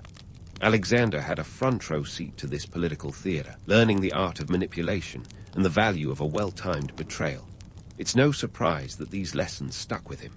After all, in a world where alliances were as stable as a house of cards in a windstorm, trust was a luxury few could afford. And yet, despite the chaos and the occasional paternal dagger in the back, young Alexander absorbed it all. He was like a sponge, soaking up knowledge, strategy, and a fair bit of royal drama. He was being molded, not just by Aristotle's wisdom, but by the brutal realities of Macedonian politics. With each lesson, each squabble, and every triumph over obstinate horses, Alexander inched closer to the destiny that would one day see him crowned as one of history's most formidable figures. But that's a story for another day. For now, let's leave young Alex to his temper tantrums and horse whispering, poised on the brink of his legendary Odyssey. Alexander didn't have to wait long to swap his teenage temper tantrums for the crown of Macedon. In 336 BCE, King Philip Roman II was assassinated at a cozy little family affair, his daughter's wedding. Talk about a wedding crasher. The moment the knife found Philip's heart, the Macedonian court became a soap opera on steroids. Enter stage left. Alexander, now aged 20, with a kingdom and a mess on his hands. Now, being thrust into power at such a sprightly age might seem like a dream, but let's not forget that ruling a kingdom is like trying to juggle flaming swords while riding a unicycle. Alexander had to quickly assert his authority over a patchwork of disgruntled nobles, each one eyeing the throne like it was the last piece of cake at a birthday party. But young Alex didn't just hold his own. He seized control with the kind of decisiveness that would make a seasoned CEO blush. His first move, a little spring cleaning of the political kind, where retirement usually meant a one-way ticket to the afterlife. But Alexander didn't stop at house cleaning. He needed to make sure the rest of Greece had a healthy respect, or was it fear, of his shiny new crown. Cue the Theban revolt. Thebes, a city with a rebellious reputation, decided it was a splendid time to test the young king's mettle. But Alexander was no pushover. In 335 BCE, he marched into Thebes with the subtlety of a freight train, reducing the city to rubble faster than you can say urban renewal. The costs were staggering, both financially and in human lives. Roughly 6,000 Thebans were killed, and over 30,000 were sold into slavery. Not exactly the PR move for a peaceful reign, but it sure sent a message. Alexander was not to be trifled with. Now, keeping an army on the move isn't as simple as packing a suitcase and hitting the road. It required a logistics operation that would make Amazon blush. Alexander's army, about 30,000 infantry and 5,000 cavalry, wasn't fed on dreams and glory alone. We're talking daily rations of grain, meat, and wine, not to mention the fodder for the horses. It's estimated that the cost of feeding the army was about 20 talents a day. In today's money, that's like trying to pay off a small country's national debt every week. But Alexander wasn't just a military man. He was a financial strategist. His campaigns were as much about acquiring resources as they were about conquest. Each conquered city brought in silver, grain, and manpower, transforming his army into a self-sustaining juggernaut. Alexander was also a master of ancient spin. His PR machine was legendary, transforming him from mere mortal to semi-divine rock star. One of his bold moves was to claim descent from Zeus, a claim that would have made even the most seasoned spin doctor raise an eyebrow. But in the ancient world, divine lineage wasn't just a vanity project. It was a political tool. By fashioning himself as a demigod, Alexander was able to unify his troops and subjects under a banner of divine destiny. Who wouldn't follow a man with a god for a dad? Speaking of divine interventions, let's tackle the Gordian knot. Legend has it that Alexander arrived in Gordium, where a complex knot awaited. Prophecy claimed that whoever could untie this knot would rule all of Asia. Alexander, never one for patience, sliced through it with his sword. Problem solved or prophecy hacked. Some say it was a calculated move, a publicity stunt to boost his image as a man destined for greatness. Whether or not the knot was truly untangled or just efficiently obliterated, the story stuck, adding another layer to his growing mythos. With Thebes in ruins, a well-fed army, and a divine image polished to a high shine, Alexander set his sights on the Persian Empire. But that's a tale for another day. For now, let's leave Alexander on the cusp of his next adventure, a young king ready to take on the world with a sword in one hand and a god complex in the other. The stage was set for a campaign that would stretch from the sands of Egypt to the mountains of India, painting the ancient world in shades of Macedonian blue. Stay tuned for the next episode in the saga of Alexander the Great, where the myths grow grander and the stakes get higher. And so, with a gleam in his eye and an army at his back, Alexander marched east, ready to test his mettle against the Persian juggernaut. Alexander, never one to shy away from theatrics, was about to face off with Darius Roman III in a showdown that would make the Battle of the Bands look like a middle school talent show. The destination, the narrow coastal plain near Issus, where geography and fate conspired to set the stage for one of history's epic military clashes in 333 BCE. But before we dive into the nitty-gritty of swords and strategy, let's talk logistics. You see, keeping an army of 35,000 well-fed and battle-ready was no walk in the agora. Alexander's troops were like a traveling circus, minus the clowns, though some might argue the Macedonian phalanx had its comedic moments. The army's daily grind involved consuming a staggering amount of resources. Historians estimate they needed around 400 tons of grain per month. That's more carbs than Italian nana could dream of. And forget about their wine consumption. A grape shortage in the ancient world was probably a direct result of Alexander's campaigns. To keep this war machine fueled, Alexander didn't just rely on the spoils of conquered cities. He got creative with payroll. Enter the ancient version of monopoly money, the prized Persian daric. These gold coins, embossed with the image of an archer, became the standard currency for his troops. And let's not forget the occasional bonus in the form of loot, because nothing says, "Job well done," like a shiny trinket pilfered from a vanquished foe. But back to Issus, where the stakes were higher than a Persian kite festival. Darius, sitting on his plush Persian rug, probably thought he had the upper hand. After all, he commanded a force of around 100,000 men. But Alexander, the cunning strategist, used the terrain to his advantage. The narrow battlefield nullified the Persian numerical superiority, turning it into a close-quarters brawl more suited to his compact phalanx. It was like squeezing a sumo wrestler into a telephone booth. The bulk was there, but not the maneuverability. On the day of the battle, the Macedonian phalanx and cavalry collided with Persian forces, and chaos ensued. Alexander, leading from the front like a rock star at the encore, smashed through the Persian lines with his cavalry. The decisive moment came when he charged directly at Darius, who, in an act that would make any self-respecting general cringe, turned his chariot and fled. It was a scene straight out of a melodrama, with Darius leaving not just the battlefield, but his troops to fend for themselves. The result, a Macedonian victory that sent shockwaves from the Aegean to the Indus. But let's not romanticize the gore. Ancient warfare was as brutal as a tax audit without the paperwork. The casualties at Issus were staggering. Around 10,000 Persians and 200 Macedonians met their end. For the survivors, the psychological toll was immense. Marching through fields littered with the detritus of war, discarded weapons, broken bodies, and the pervasive smell of death was a daily reminder of the cost of conquest. And yet, Alexander wasn't just about the grit. He had a flair for the grandiose. Post-Issus, he captured Darius's family, treating them with unexpected courtesy. It was a PR coup, painting him as both a fearsome warrior and a magnanimous victor. But let's be honest, it also sent a clear message to Darius. Your family is in the hands of a man who just thrashed your army. With Persia's western flank now under his boot, Alexander indulged in one of his favorite pastimes, city renaming. Like a kid with a label maker, he dubbed the newly conquered Issus as Alexandria. This wasn't just vanity.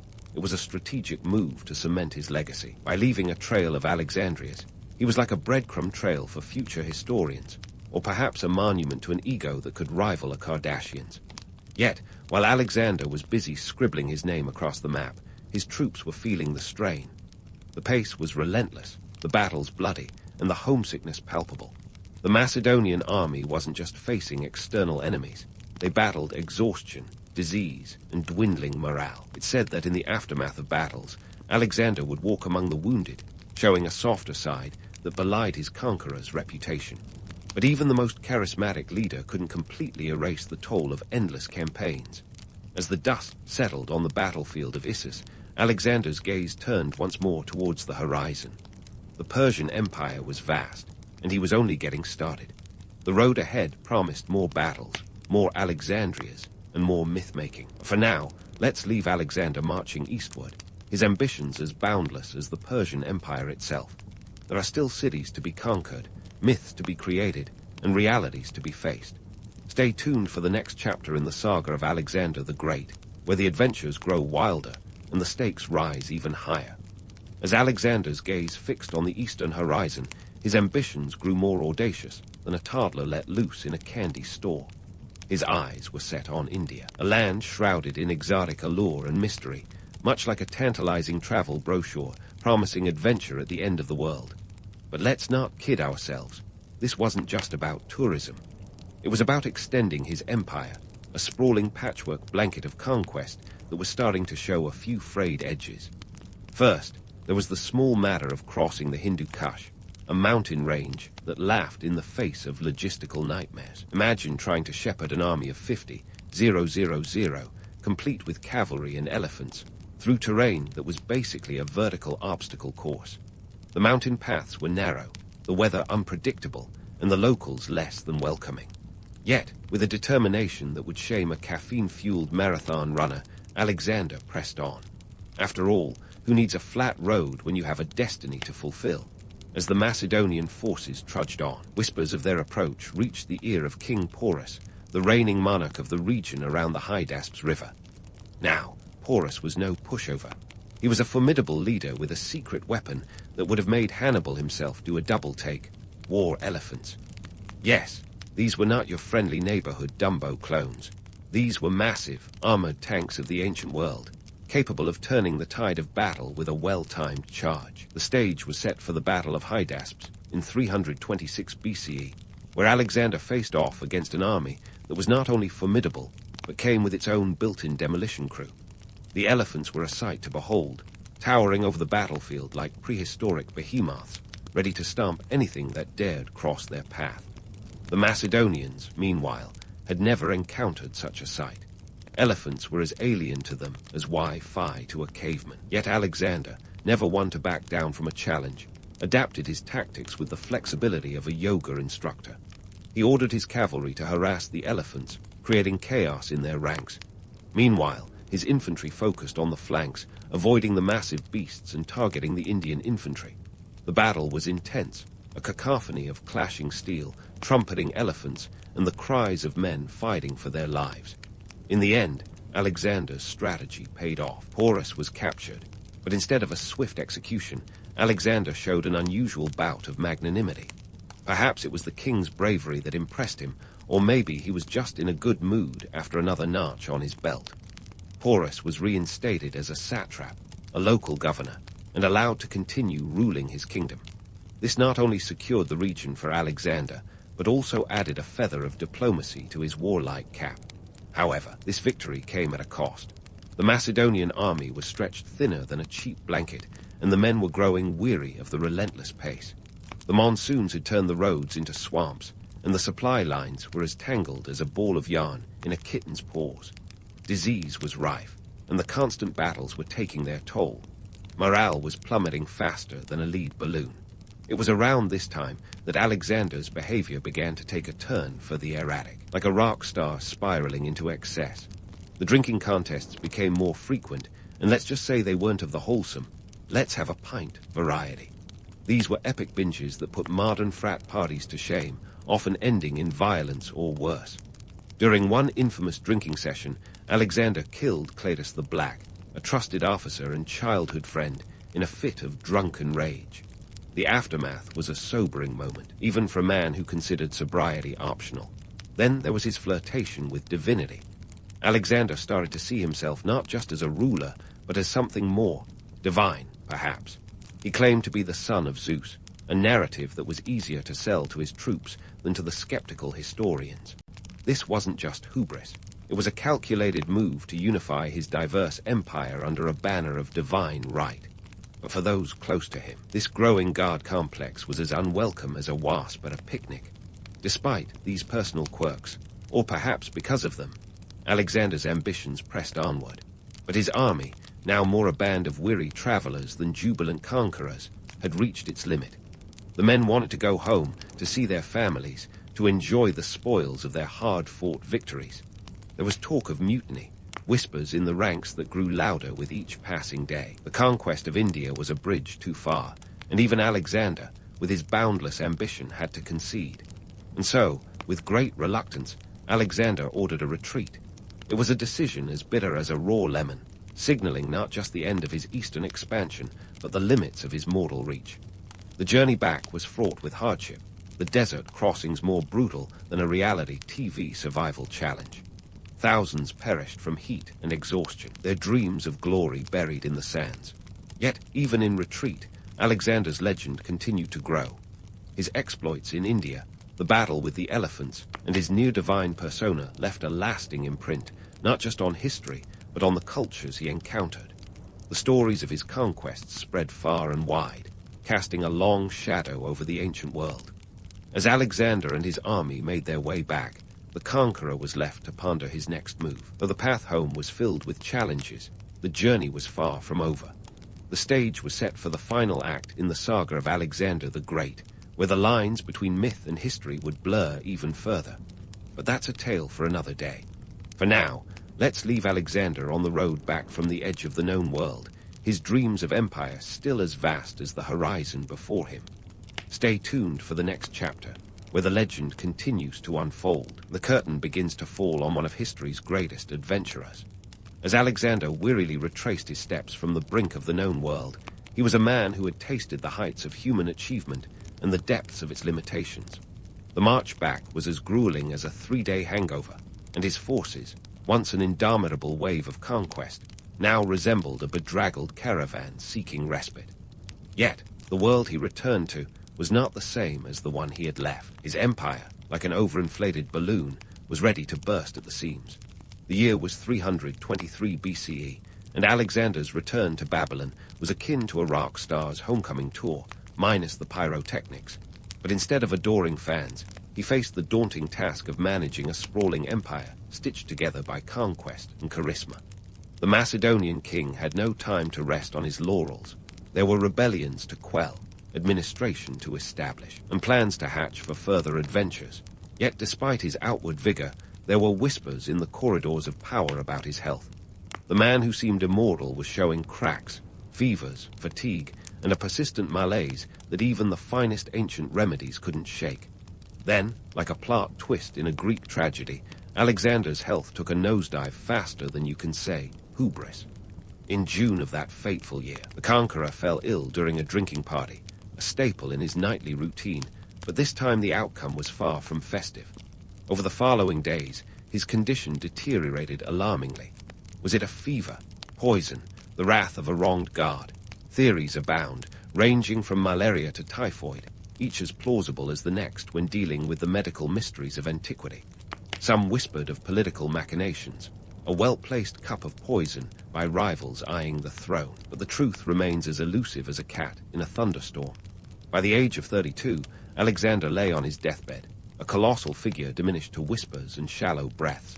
In his final moments, he was reportedly asked who should inherit his empire. His answer, to the strongest. A cryptic declaration that, instead of providing clarity, sowed seeds of chaos. It was as if he had thrown a live grenade into a room full of ambitious generals, and boy, did it explode. The empire, a patchwork quilt of cultures and territories held together by Alexander's sheer will, began to unravel with alarming speed. Without a clear successor, his generals, known as the Diadochi, descended into a power struggle that could make a reality TV show look tame. The ensuing wars of the Diadochi were a blood-soaked scramble for power, with former allies turning on each other like a pack of wolves fighting over the last scrap of meat. The likes of Ptolemy, Seleucus, and Cassander carved out their own realms, each trying to outdo the other in a game of thrones that left the empire a shadow of its former self. Economically, the empire's disintegration was like watching a train wreck in slow motion. The complex trade networks Alexander had established, which stretched from Greece to India, began to fragment. The coinage he had introduced, the sleek silver tetradrachms bearing his likeness, became relics of a bygone era. As territories fell to different rulers, the once unified economic system splintered, leading to localized currencies and trade disruptions that hobbled economic growth. Politically, the vacuum left by Alexander's death was filled with strife and instability. The cities he had painstakingly established or renamed in his honor, more than 70 of them, each a testament to his ambition, became pawns in the territorial chess game that followed. Alexandria in Egypt, under Ptolemy, fared better than most, becoming a beacon of learning and culture. But elsewhere, the absence of strong, centralized governance led to a patchwork of petty kingdoms, each vying for dominance. Yet, amidst the chaos, Alexander's legacy endured, a testament to the duality of power and ambition. Was he a visionary leader, a trailblazer who reshaped the ancient world, or a megalomaniac driven by an insatiable lust for glory? Perhaps he was a bit of both, a man whose dreams soared higher than the Macedonian mountains, yet whose mortal end was as humble as the earth that received him. His conquests spread Hellenistic culture far and wide, blending Greek and Eastern influences in a cultural exchange that would echo for centuries. The arts, philosophy, and sciences flourished in the wake of his campaigns, sowing seeds that would eventually blossom in the Roman Empire and beyond. In the end, Alexander's life was a paradox, a tale of unparalleled triumph and inevitable decline. His name, etched in history, became synonymous with greatness, yet his empire, like Icarus flying too close to the sun, fell apart under the weight of its own aspirations. His story serves as both a cautionary tale and an inspiration, a reminder that even the greatest figures are human, subject to the same frailties and flaws as the rest of us. As the curtain falls on the saga of Alexander the Great, we are left to ponder the complexities of his character and the indelible mark he left on the world. He was a man who dared to dream beyond the horizon, whose life was a relentless pursuit of the extraordinary.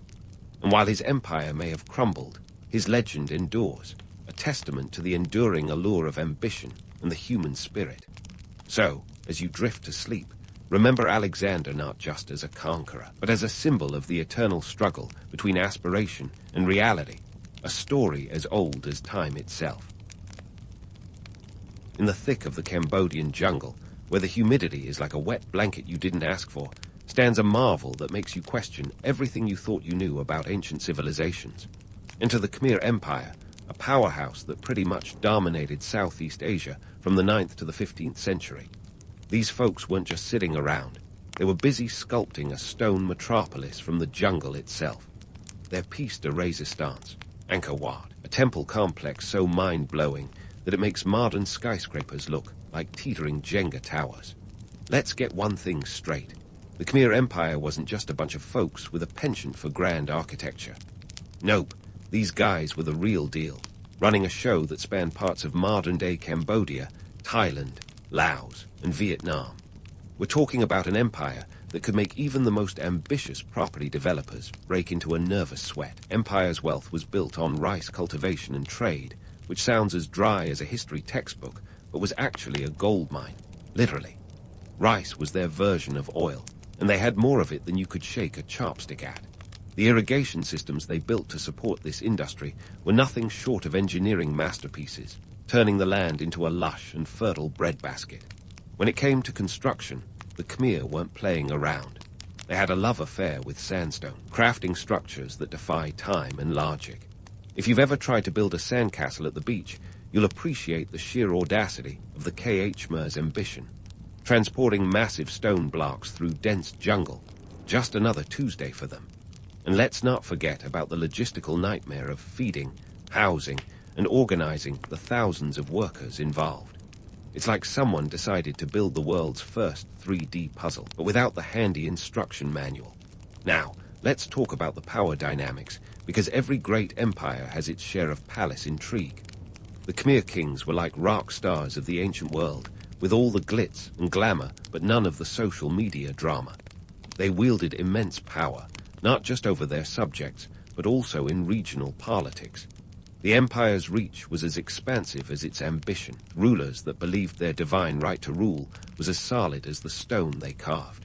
The kings of the Khmer Empire didn't just aim for earthly power. They aimed for immortality, leaving behind architectural legacies that screamed, "I was here, and I was awesome." But before you get swept away by the romantic notion of an enlightened empire, let's hit pause and zoom in on the practical challenges. Building a stone city in the middle of the jungle isn't exactly a walk in the park. The climate was a relentless foe, with monsoon rains that could turn construction sites into mud wrestling arenas. And then there was the small matter of manpower.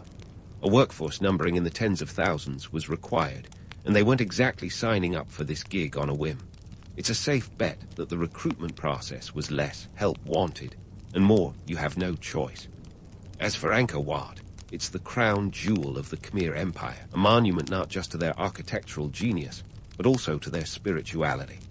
Originally dedicated to the Hindu god Vishnu, it later became a Buddhist temple, reflecting the region's shifting religious tides. Measuring over 162 hectares, it's the largest religious monument in the world. Take that, Vatican City. But amidst the grandeur, there are whispers of harsh realities. The construction of Angkor Wat was laborious and expensive, possibly contributing to the empire's eventual decline. It's the ancient equivalent of building a massive sports stadium and realizing halfway through that you might have overestimated the budget. So, was the Khmer Empire a shining beacon of progress, or a cautionary tale of overreach? The truth, as always, lies somewhere in between. What we do know is that their legacy is as enduring as the stone temples that still stand today, whispering stories of a civilization that dared to dream big and build even bigger. The Khmer Empire may have vanished into the pages of history, but its architectural marvels continue to stand as a testament to human ambition and ingenuity, or perhaps just a reminder that sometimes it's okay to leave the jungle alone. So, where did we leave off? Ah yes, the jungle whispers and the stone temples standing as a testament to a civilization that danced with ambition and tangoed with the occasional misstep. Now, let's zero in on the star of the show, Angkor Wat. This isn't just any temple, it's the bay and say of ancient architecture. Iconic, intricate, and leaving everyone wondering how on earth it was done. First off, let's talk about Angkor Wat's orientation.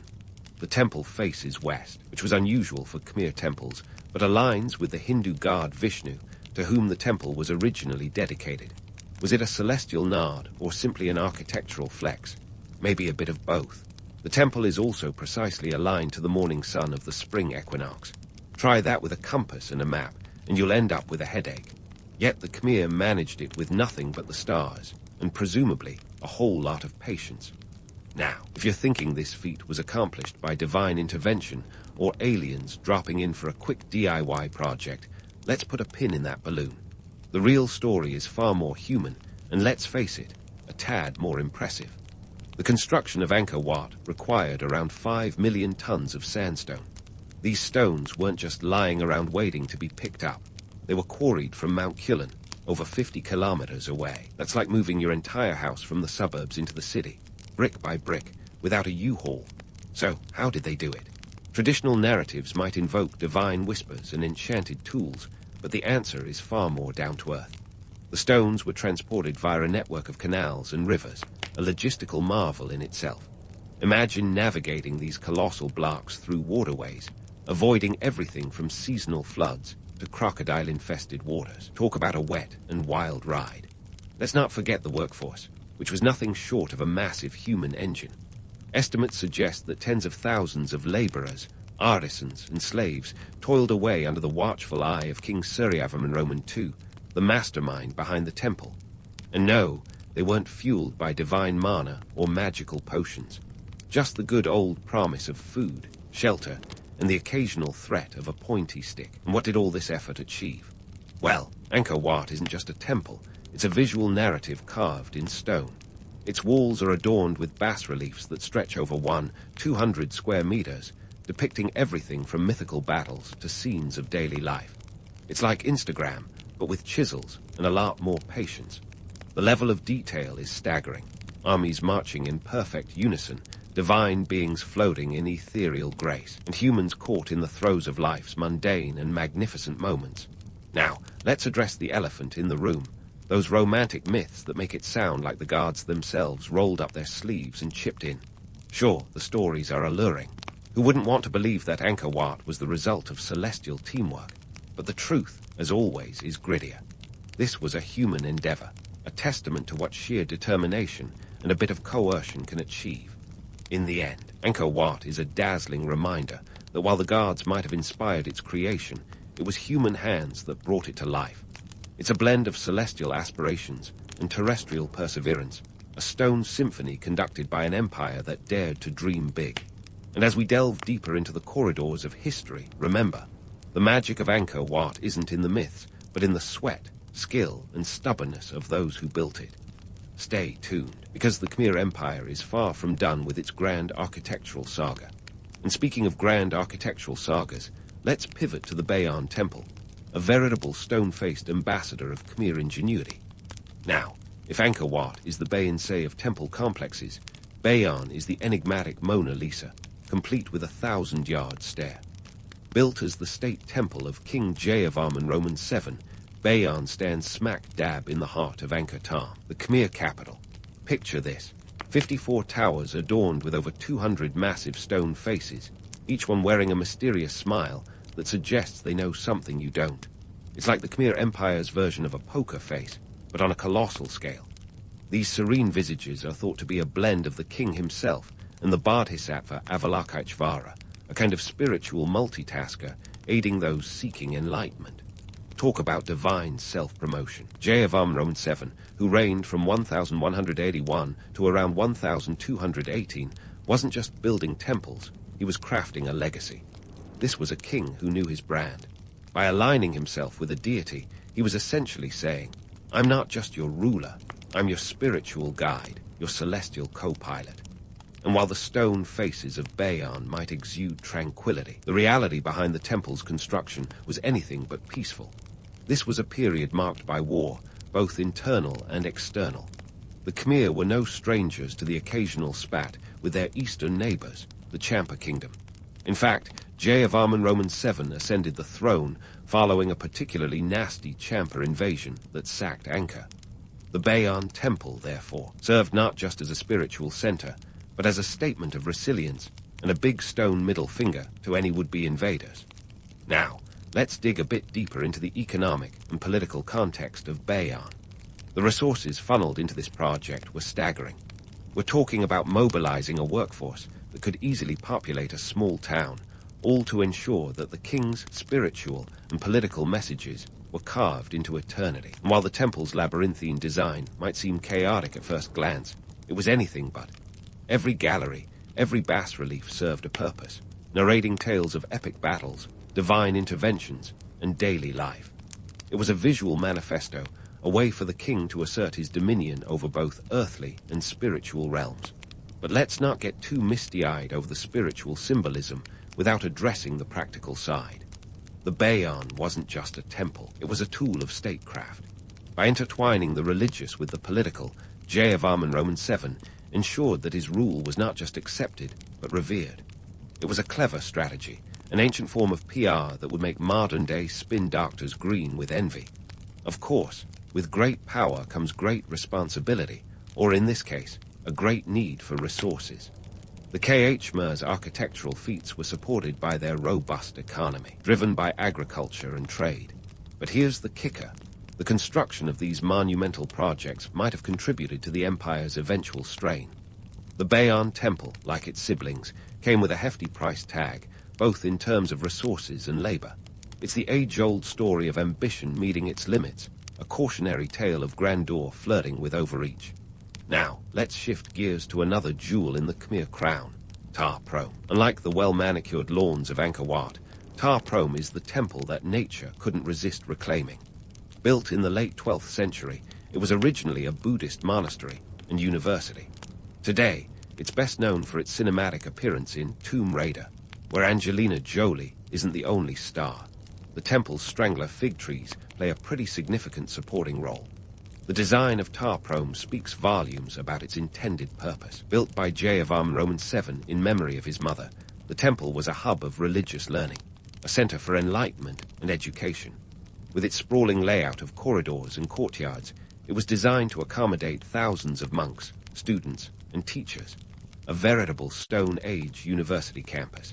But let's not gloss over the political implications. In a time when literacy was a powerful tool, Tar Prom was more than an educational institution. It was a means to consolidate power. By promoting Buddhism and aligning himself with its teachings, Jayavarman VII was essentially weaving his rule into the spiritual fabric of the Khmer people. It was a strategic move, ensuring that his legacy was both spiritually revered and politically unchallenged. Yet, while Tar Prom's spiritual intentions are clear, the economic and logistical realities cannot be ignored. The temple complex required a small army of laborers, artisans, and slaves to bring it to life. Estimates suggest that over 80,000 people were involved in its upkeep, a staggering number that underscores the temple's importance as a center of power and influence. And while the temple's initial grandeur was undoubtedly impressive, maintaining such an enterprise was a monumental task, one that likely strained the empire's coffers. As the Khmer Empire expanded, so did its need to impress both the divine and the earthly. The temples of Bayon and Tar Prom weren't just places of worship.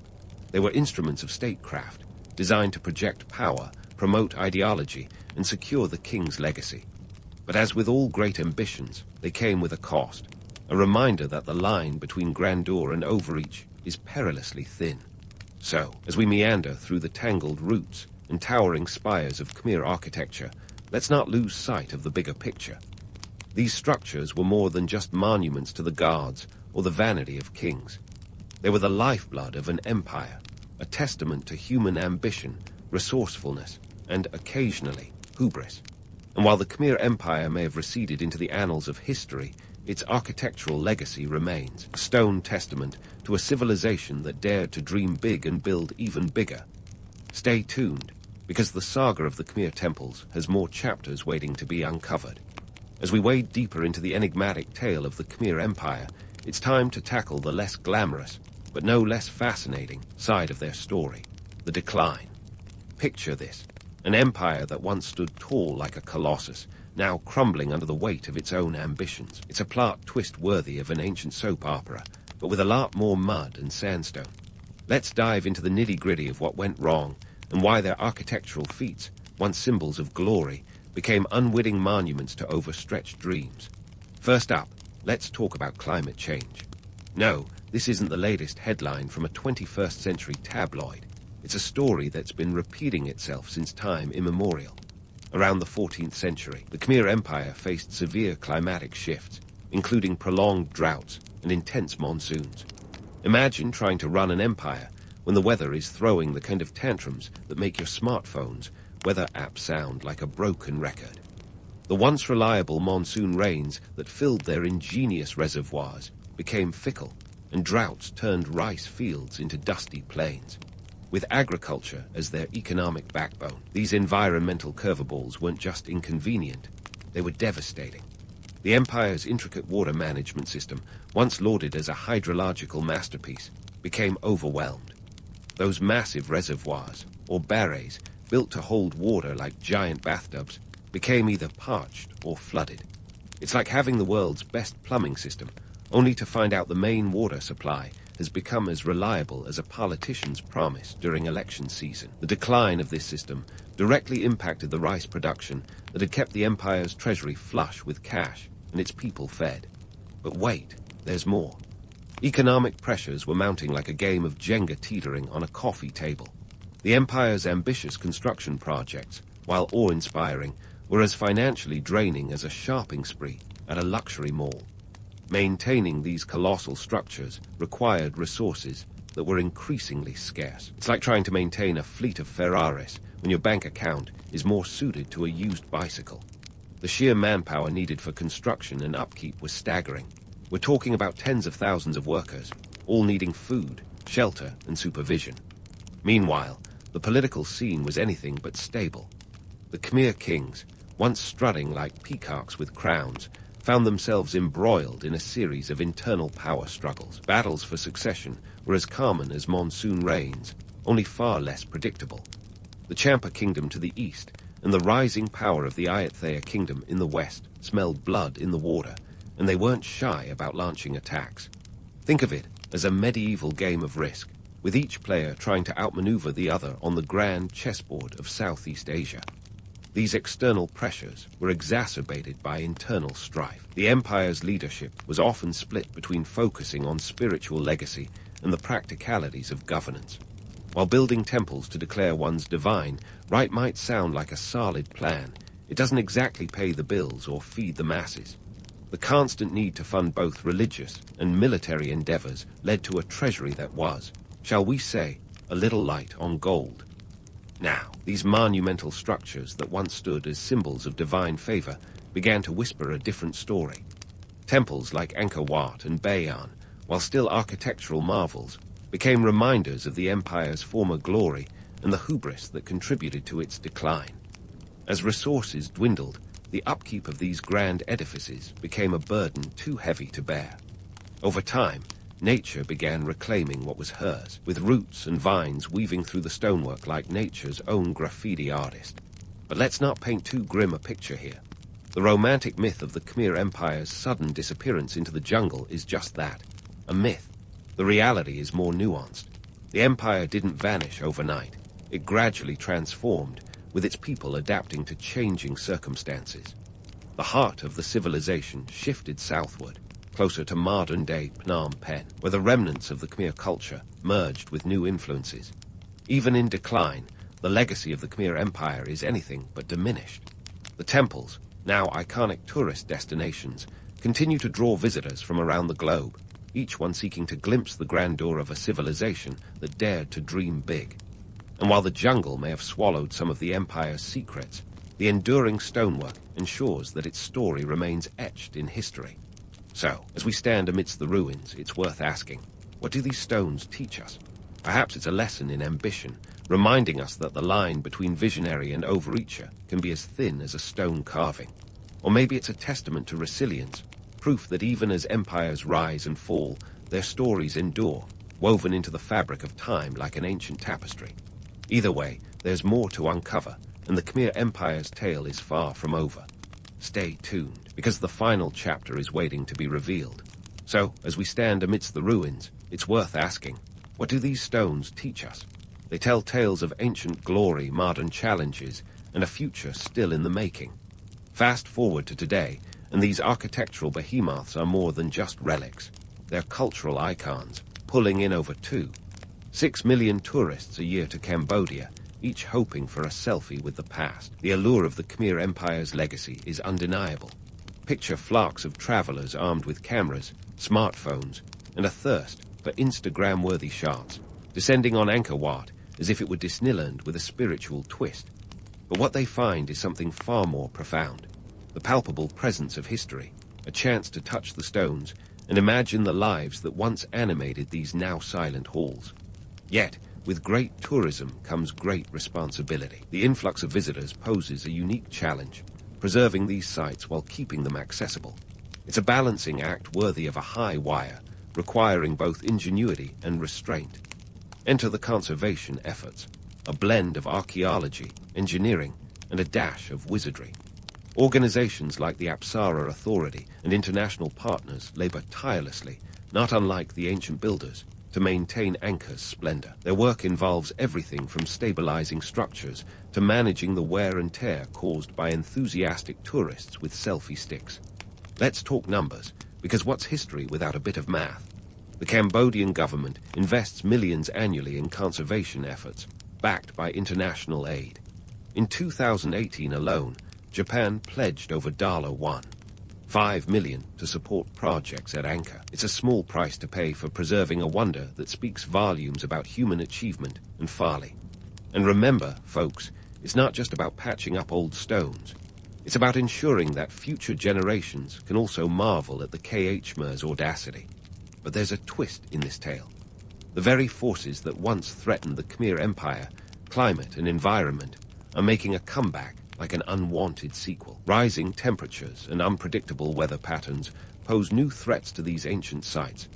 Conservationists are racing against time, employing cutting-edge technology like 3D mapping and laser scanning to protect and preserve.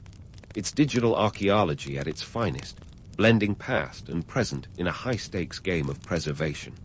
Now, let's tackle the elephant in the room, or rather, the jungle. Romantic notion of the Khmer Empire vanishing into the wilderness is a myth as enduring as stone itself. While nature did reclaim parts of the empire, this wasn't a swift takeover, but a slow dance between man and earth.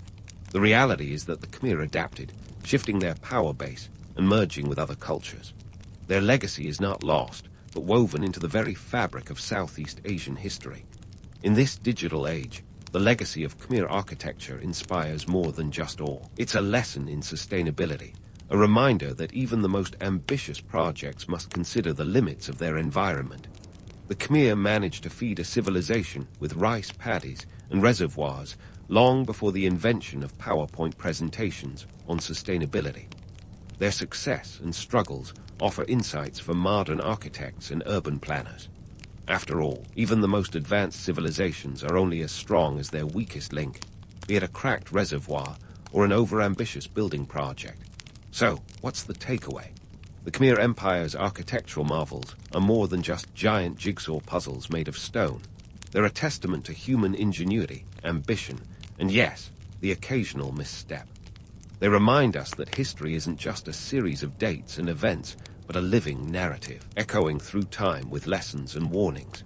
In the end, these timeless structures stand as both warning and inspiration. They whisper tales of an empire that reached for the heavens while grounded in the Earth's realities. And as we navigate our modern world, teetering on the edge of progress and sustainability, perhaps there's wisdom to be gleaned from those ancient stones. They've seen the rise and fall of empires, witnessed the dance between man and nature, and continue to inspire those who dare to dream.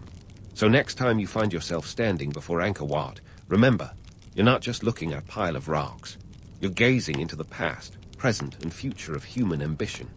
It's a story of dreaming big, building bigger, and learning, sometimes the hard way, where those dreams can lead. As the sun sets over the ancient spires, casting long shadows over the jungle, we're left with a final thought.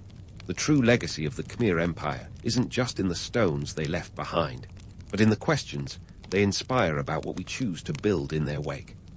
And with that, our journey through the marvels of the Khmer Empire comes to a close, leaving us with echoes of a bygone era and the enduring reminder that history, much like those ancient stones, is both a foundation and a beacon. For those who think city living is a modern invention, let me introduce you to Mesopotamia, where humanity first traded mud huts for the thrilling chaos of urban life. Nestled snugly between the Tigris and Euphrates rivers, this region was the original location, long before real estate agents made it a cliché. Think of it as the Beverly Hills of the ancient world, minus the palm trees and luxury boutiques. Now, you might be wondering why Mesopotamia was such prime real estate. Was it the climate?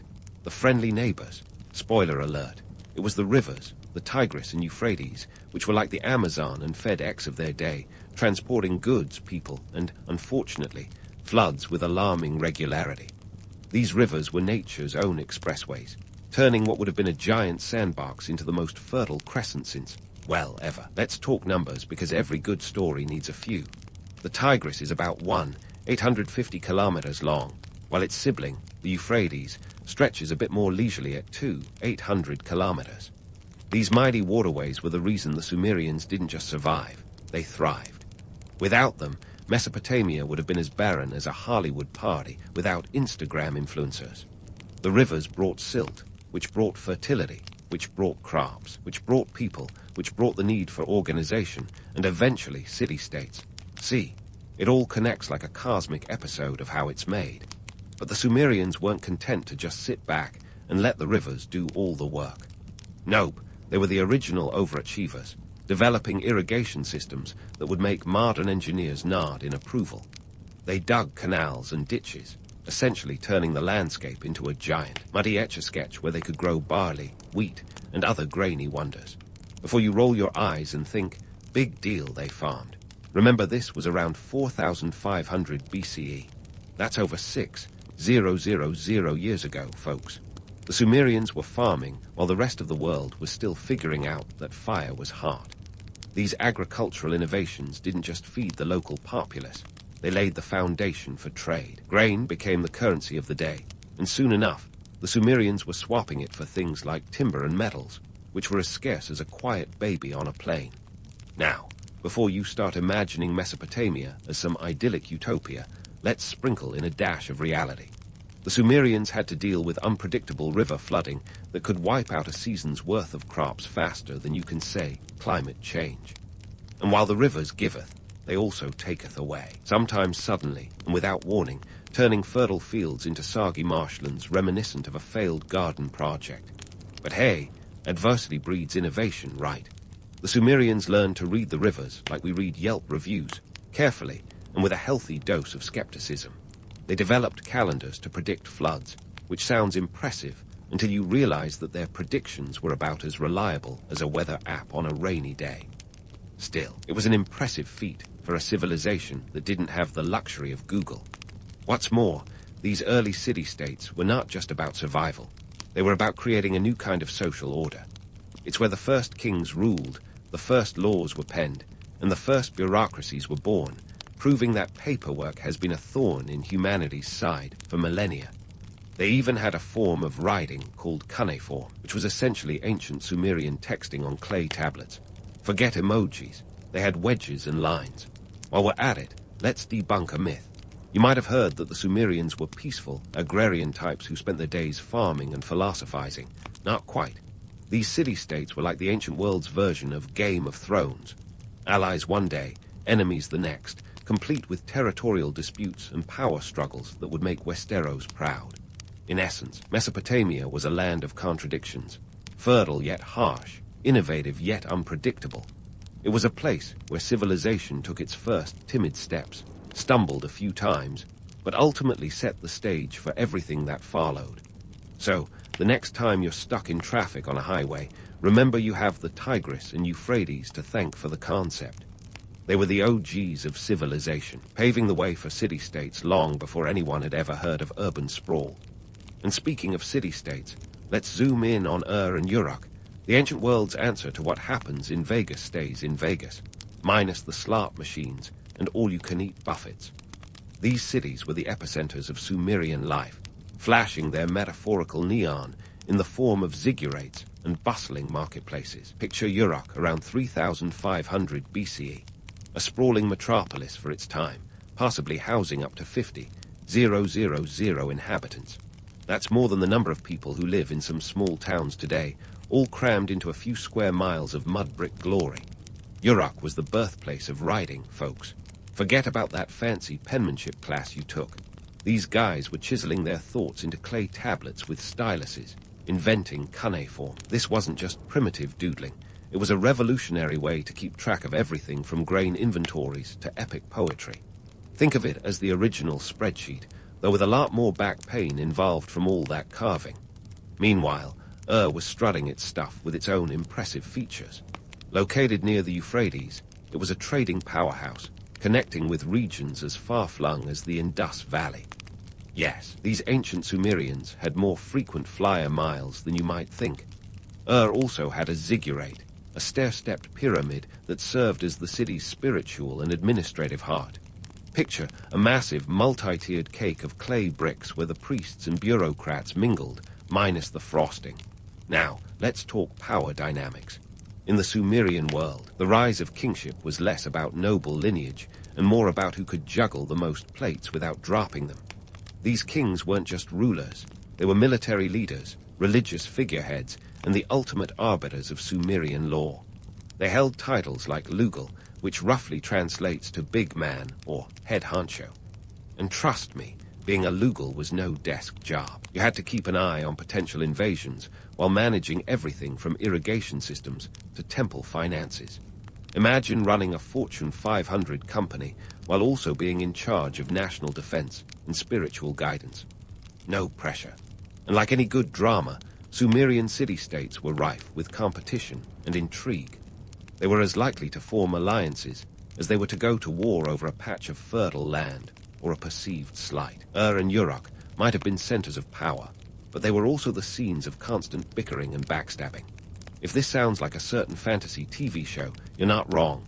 Just swap the dragons for ziggurats and the Iron Throne for a throne made of baked clay. Speaking of bureaucracy, the Sumerians were pioneers in red tape. Their bureaucracy was a well-oiled machine, with scribes keeping meticulous records of everything from tax collections to temple donations. It was as if the Sumerians invented paperwork just to make sure no good deed went undocumented. But in all seriousness, this system was crucial. It allowed these city-states to function like clockwork, ensuring that the grain was distributed, the temples were maintained, and the soldiers were paid. Without it, and Uruk would have crumbled faster than a clay tablet dropped from a ziggurat. And while we're busy myth-busting, let's address the notion that these city-states were harmonious bastions of civilization. Sure, they gave us writing and complex social structures, but they also had their fair share of social stratification. The division between the elite and the commoners was as stark as a desert sunrise. The Lugals and priests lived in relative luxury, while the average Sumerian was more concerned with eking out a living in the shadow of grand temples and palaces. It was a society of haves and have-nots, with the haves enjoying a life of leisure and the have-nots doing the heavy lifting, literally. In essence, these early city-states were a microcosm of humanity's greatest achievements and failures. They were places of innovation and conflict, where the ancient equivalent of city planners grappled with problems that would make modern urban developers cringe. How do you grow a city in a floodplain without turning it into a swamp? How do you maintain order when everyone wants a piece of the pie? These were the questions that and Uruk tackled head-on, setting the stage for all the civilizations that followed. So, as we sit in our modern cities with their skyscrapers and Wi-Fi, let's remember that the Sumerians were the original urbanites. They navigated a world of complex social hierarchies and political maneuverings, all while laying the groundwork for what we consider civilization today. Sure, they didn't have smartphones or Uber Eats, but they had something more enduring, the first spark of what it means to live in a society. And while we may not be chiseling our thoughts into clay tablets anymore, we're still grappling with many of the same issues they faced thousands of years ago. Now, let's dive into the Sumerians' crowning achievements, writing and math.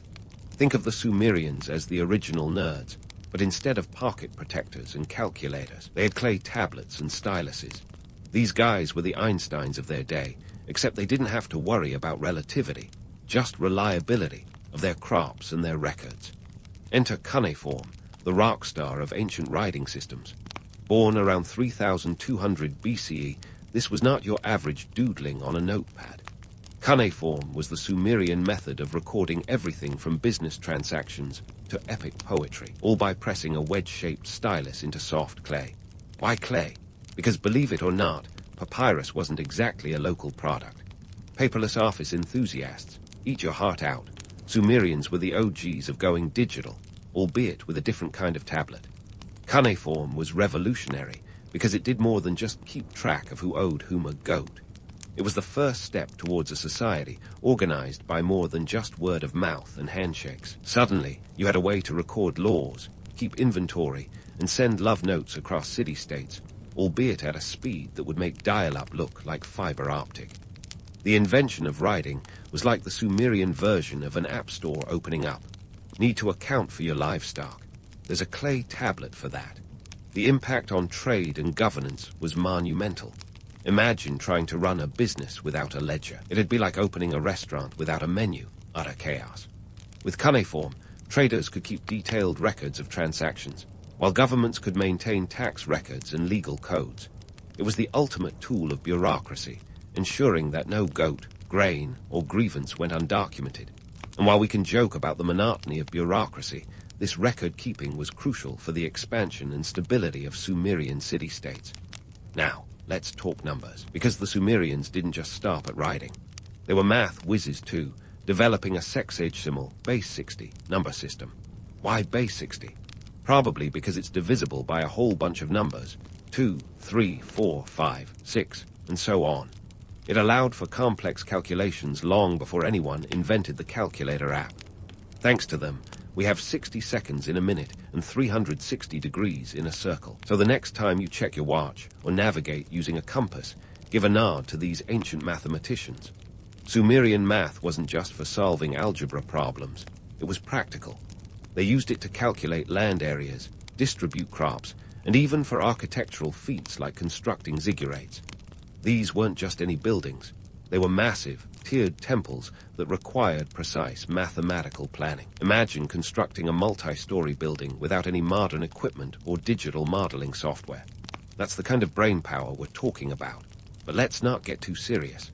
What about the everyday life of a Sumerian? What did they do when they weren't busy inventing civilization? Well, for starters, they had beer. Yes, you heard that right. Beer wasn't just a beverage. It was a staple of the Sumerian diet, consumed daily and even used as a form of payment. Picture this. You finish a long day of chiseling clay tablets, head to your local tavern, and trade a barley loaf for a pint. It certainly beats slogging through traffic for happy hour. Sumerians also knew how to throw a party. Festivals were a big deal, complete with music, dancing, and enough feasting to make a Roman proud. They even had professional musicians and dancers, proving that entertainment has been a human necessity for millennia, long before streaming services offered endless binge-watching options. These festivals weren't just for fun.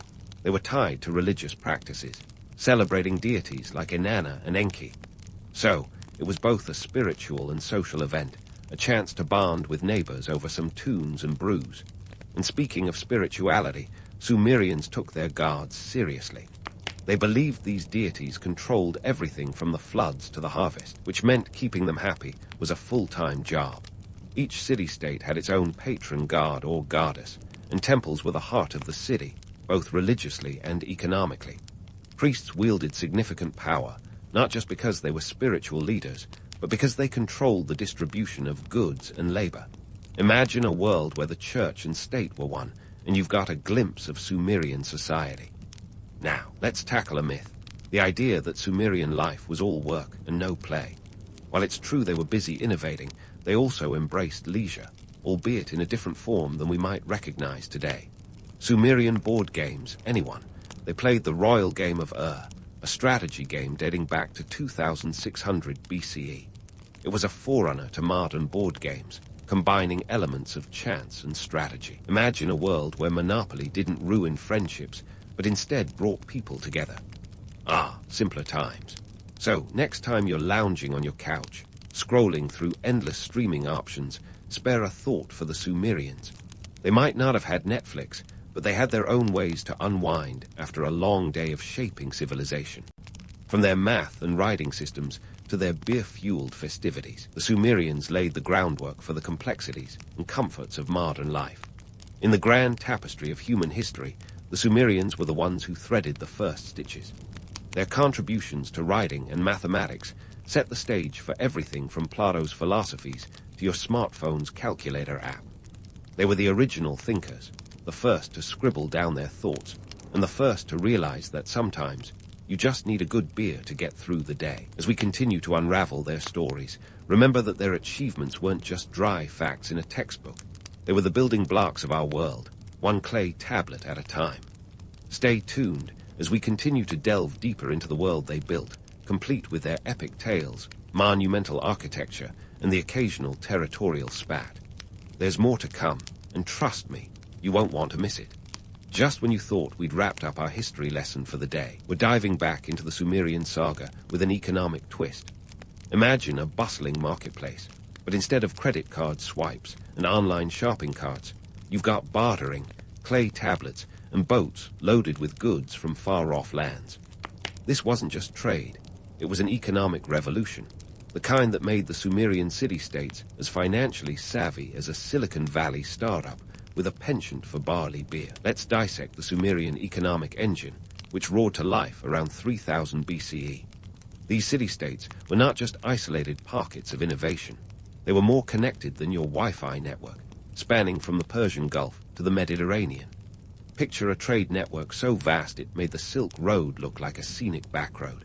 We're talking about a web of commerce that stretched over 500 miles without a single GPS in sight. Instead, they relied on the stars, savvy navigators, and perhaps a bit of divine intervention to guide their way. Sumer's economic prowess was built on three key pillars: agriculture, trade, and a currency system that was as complex as it was innovative. First up, agriculture, the lifeblood of Sumerian society. With the Tigris and Euphrates providing the nourishment, Sumerians turned barley and wheat into a commodity that was as golden as, well, grain. This abundance of food allowed them not just to survive, but to thrive and trade. These city-states were like the Amazon Prime of the ancient world, delivering goods with a reliability that would make even Bezos envious. But what were they trading? The Sumerians were exporting grain, textiles, and crafted goods, while importing luxury items like lapis lazuli from Afghanistan, copper from Oman, and cedar wood from Lebanon. Imagine the logistical nightmare of organizing these exchanges without Excel spreadsheets or supply chain algorithms. Yet they managed it with a level of efficiency that would put a modern-day delivery service to shame. Now, why trade at all? Well, Sumer wasn't exactly the land of plenty when it came to raw materials. Metals and timber were in short supply, and you can't build a ziggurat or forge a plow from clay alone. So, they swapped their surplus grain and textiles for the essentials they couldn't produce locally. It was a win-win, unless you were the poor scribe tasked with recording every transaction on a clay tablet. Talk about carpal tunnel in the Bronze Age. And speaking of records, let's marvel at the Sumerian form of currency, which was as multifaceted as it was ingenious.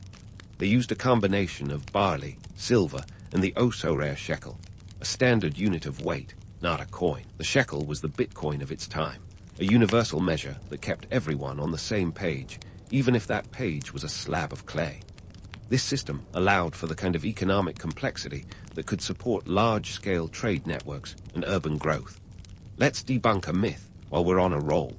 Some folks might envision Sumerian traders as lone adventurers braving the unknown. In reality, these were well-organized expeditions, backed by the city-states' rulers, and often involving entire fleets of boats. Imagine a flotilla of reed boats, sails billowing, loaded to the brim with goods and hope, because let's face it, navigating ancient waters wasn't exactly a pleasure cruise.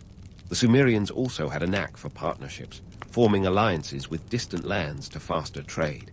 They were the original networkers, building relationships across regions that ensured a steady flow of goods. It's like Linked, but with more clay tablets and fewer motivational posts. This web of connections helped them maintain economic stability and ensured that their city-states could withstand the unpredictable nature of their environment. And let's talk about the marketplaces, the pulsating heart of Sumerian commerce. Picture bustling bazaars filled with merchants hawking their wares, the air thick with the scent of spices and the sound of haggling. This was where the magic happened, where traders from across the known world came together to exchange goods, ideas, and maybe even a few tall tales. It was a melting pot of cultures, a precursor to the global marketplace we know today. But it wasn't all smooth sailing. The Sumerians had to navigate political tensions and territorial disputes that could disrupt trade routes faster than you can say supply chain disruption. City-states like and Uruk were constantly vying for dominance, and these power struggles could turn a peaceful trade mission into a diplomatic quagmire.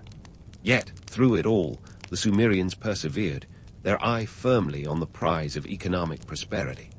So, the next time you're stuck in traffic, lamenting the state of modern logistics, spare a thought for the Sumerians, who managed to build a thriving trade network without a single traffic light or toll booth. Their economic innovations not only fueled their own growth, but laid the groundwork for future societies to follow. It's a testament to human ingenuity, a reminder that even in a world without modern technology, commerce can flourish. As we continue unraveling the tale of these ancient urbanites, remember that the Sumerians were not just the architects of civilization.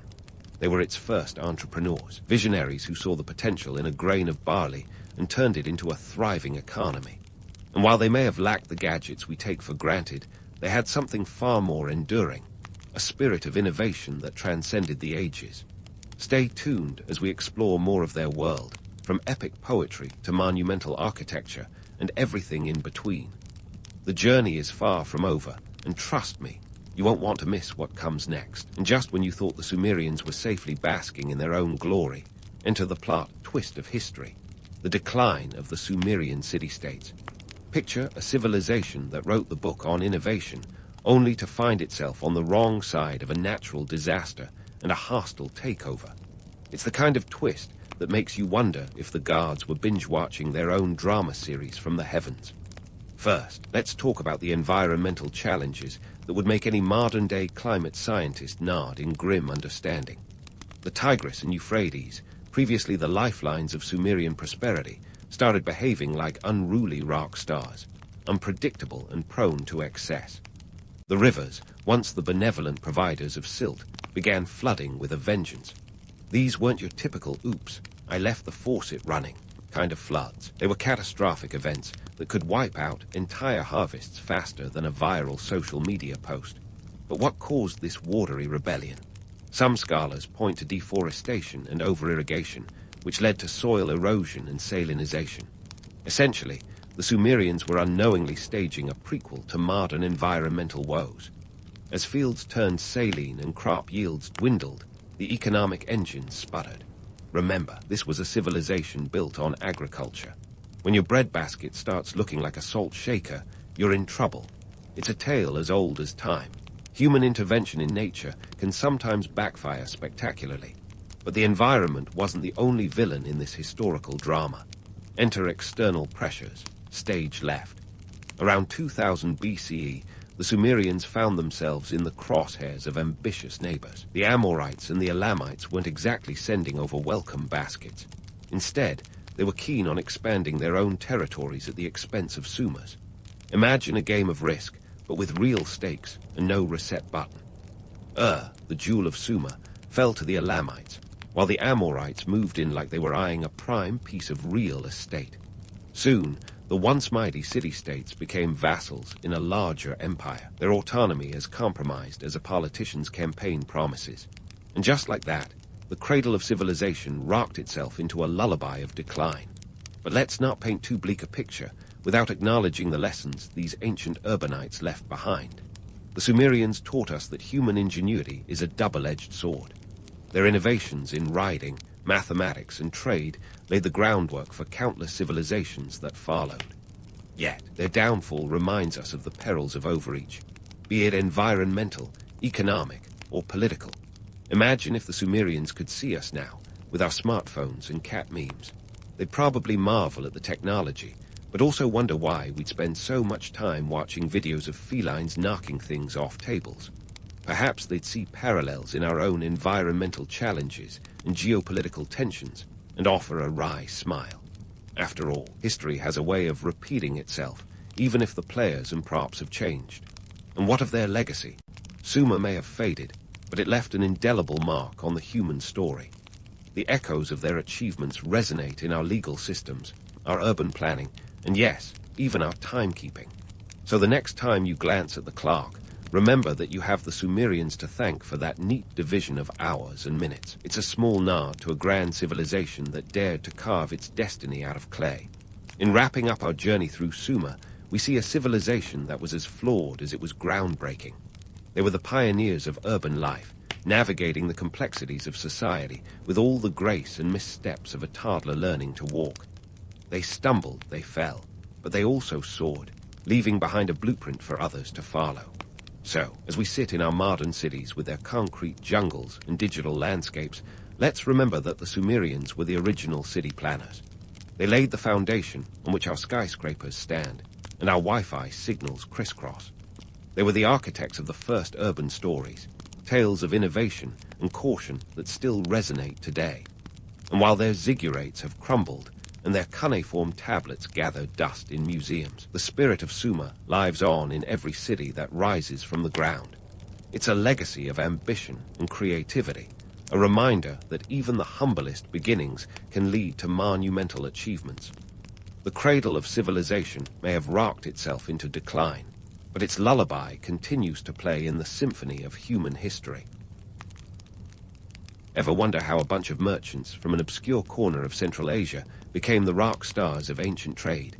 Meet the Sogdians, the Silk Road's underrated MVPs, whose empire wasn't built on conquests and castles, but on the art of the deal. Fasten your seatbelts, folks, because we're about to explore a slice of history that's more packed with drama than a season finale of your favorite reality show. Sogdiana sounds like a mystical place right out of a fantasy novel, but it was as real as that cold cup of coffee on your desk. Nestled in what is now Uzbekistan and Tajikistan, this wasn't your typical empire with grand armies and vast territories.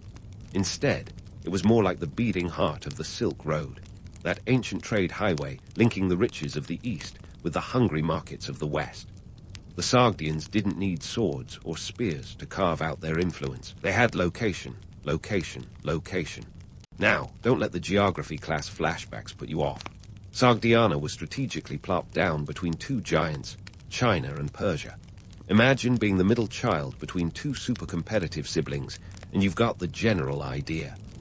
This prime real estate allowed the Sogdians to become the ultimate middlemen, connecting cultures and economies like some ancient linked-in network. Their home turf was a patchwork of fertile valleys and arid steppes, perfect for cultivating those early trade staples. Speaking of trade, let's dive into Sogdiana's early exploits. Before they were hauling silks and spices across continents, the Sogdians were already knee-deep in local commerce. We're talking about the kind of hustle that would make a modern-day entrepreneur weep with envy. Their trade routes stretched from the oases of the Fergana Valley, renowned for its heavenly horses, to the bustling marketplaces of Samarkand and Bukhara. These cities weren't just pit stops. They were buzzing cultural and economic hubs where ideas and goods swapped hands faster than gossip at a royal court. The Sogdians were dealing in more than just material goods. They traded in stories, ideas, and innovations, becoming cultural conduits between East and West. If you think globalization is a modern phenomenon, think again. These guys were doing it centuries before it was trendy. They handled everything from silk, that ancient symbol of luxury and power, to more prosaic items like wool, leather, and even slaves. Yes, I said slaves. History isn't always pretty, and the Sogdians weren't exactly poster children for ethical trade practices. Their knack for languages was legendary. You'd be hard-pressed to find a Sogdian who wasn't at least bilingual. Greek, Chinese, Persian, you name it, they probably spoke it. This linguistic prowess wasn't just a party trick. It was their golden ticket to navigating the complex web of trade routes that crisscrossed Asia. Think of them as the original polyglots, charming their way into the hearts and wallets of traders from every corner of the known world. Now, I know what you're thinking. Skip to the part where they get rich and powerful. Hold your camels, because this is where the Sogdians start laying the groundwork for their empire. By the 4th century CE, they were the Silk Road's unofficial trade lords. Sogdian merchants had their fingers in every pie, from the fur trade in the north to the spice routes in the south.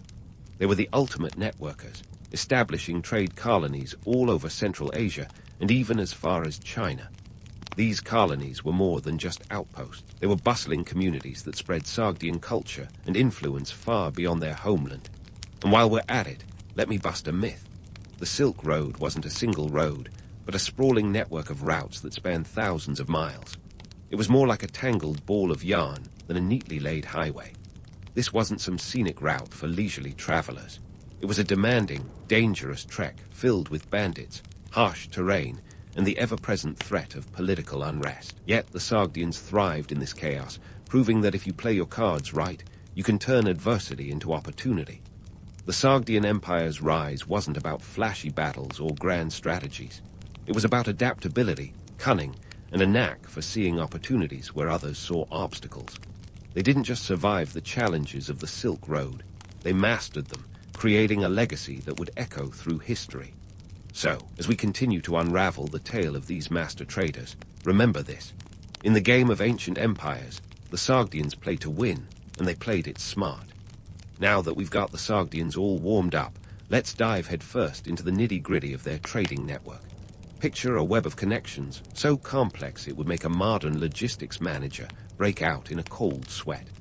We're talking about a vast network of routes stretching thousands of miles, from the bustling markets of Chang'an in China to the vibrant bazaars of Constantinople, all under the watchful eye of Sogdian merchants.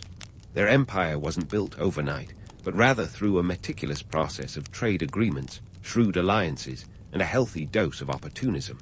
The Sogdians' secret sauce to success: versatility. They were like the Swiss Army knife of the Silk Road. Let's get into the weeds of what they traded. Silk, of course, the headline act, synonymous with luxury, power, and wealth. A single bolt of silk could cost as much as 10 grams of gold, which was the equivalent of a minor fortune for the average Joe of the ancient world. But silk wasn't the only game in town. The Sogdians were peddling an eclectic mix of goods that would make a modern supermarket look like a corner store. Spices like cinnamon and cardamom, check. Precious gems and metals, you bet. Add to the list exotic animals, intricate textiles, and let's not forget the everyday staples like grain and wine. The Sogdians had a knack for knowing what each market craved and capitalizing on it. They weren't just traders, they were market psychologists, always a step ahead of consumer desires. Their trading strategy was essentially know thy customer, long before it became a business school cliché. Now, let's talk logistics because, spoiler alert, ancient trade wasn't exactly a walk in the park. Transporting goods across the Silk Road was a marathon of endurance, not a sprint. Ancient trade caravans were the juggernauts of their time, lumbering through a landscape littered with hazards. Picture this: a caravan of camels, each capable of carrying up to 500 pounds, slowly trundling through deserts and mountains, battling everything from sandstorms to snowdrifts. And don't get me started on the bandits. The Silk Road was a veritable buffet for marauders, and the Sogdians had to be as savvy with a sword as they were with a ledger. But here's where the Sogdians' adaptability shone. They didn't just survive, they thrived by turning these challenges to their advantage.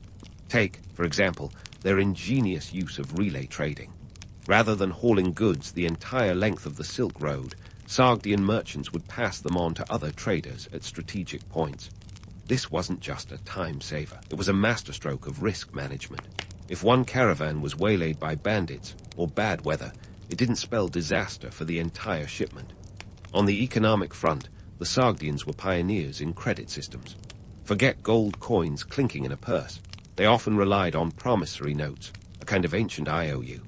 These paper transactions reduced the risk of theft and made it easier to conduct business over long distances. It was like PayPal for the ancient world, minus the digital interface. Their financial acumen didn't stop there.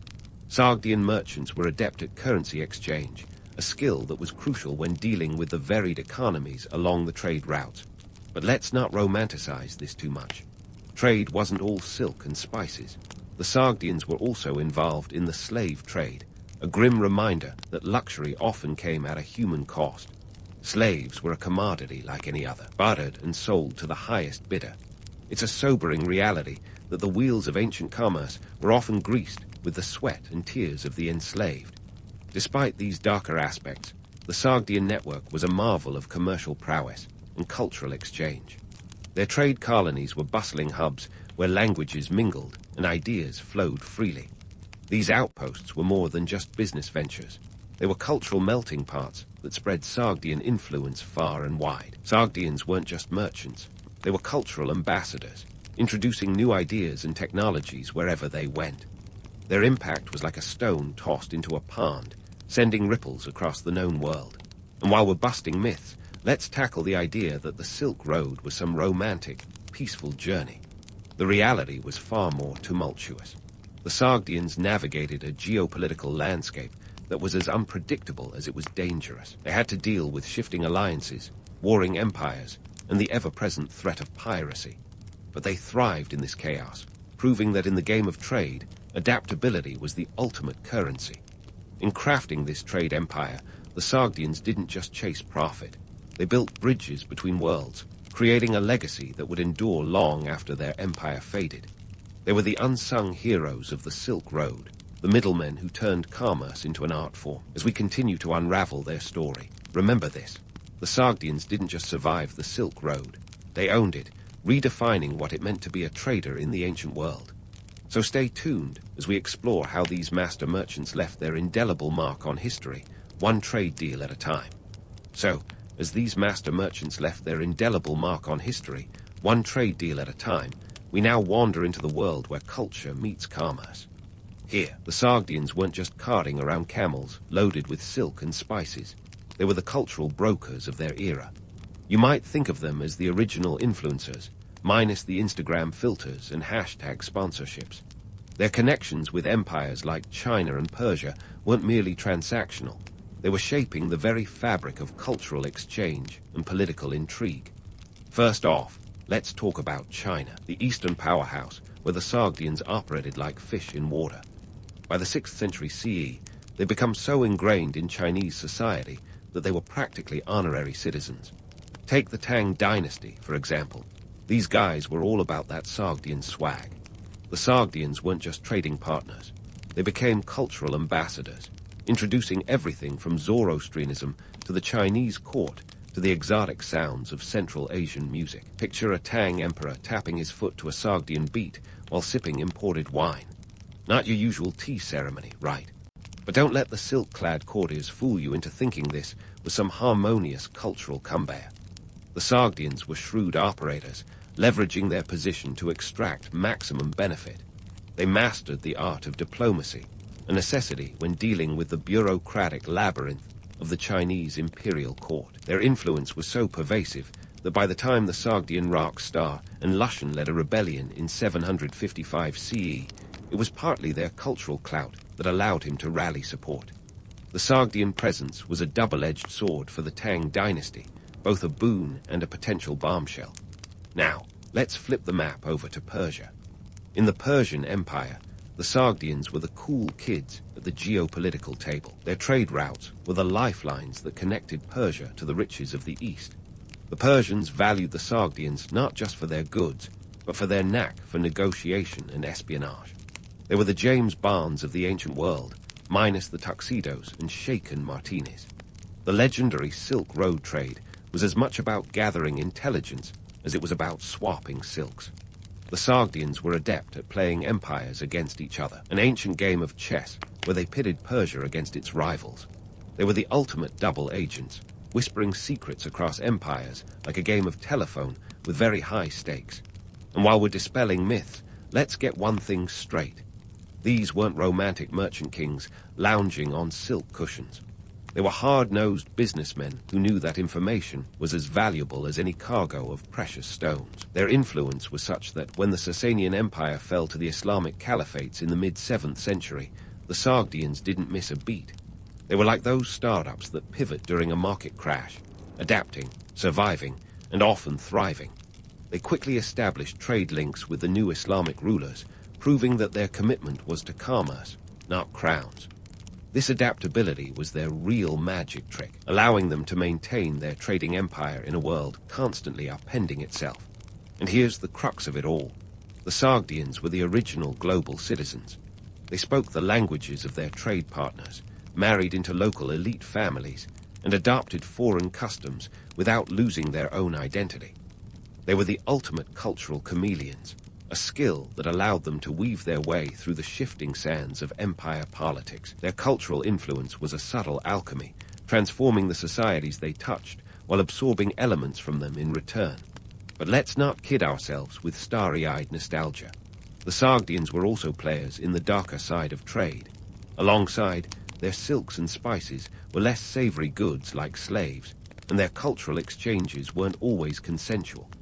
This wasn't a fairy tale of mutual respect and understanding. It was a world where power dynamics were as complex as the silk patterns they traded. The romance of the Silk Road often glosses over the gritty realities of economic exploitation and cultural dominance. Despite these harsh truths, the Sogdian legacy is undeniable.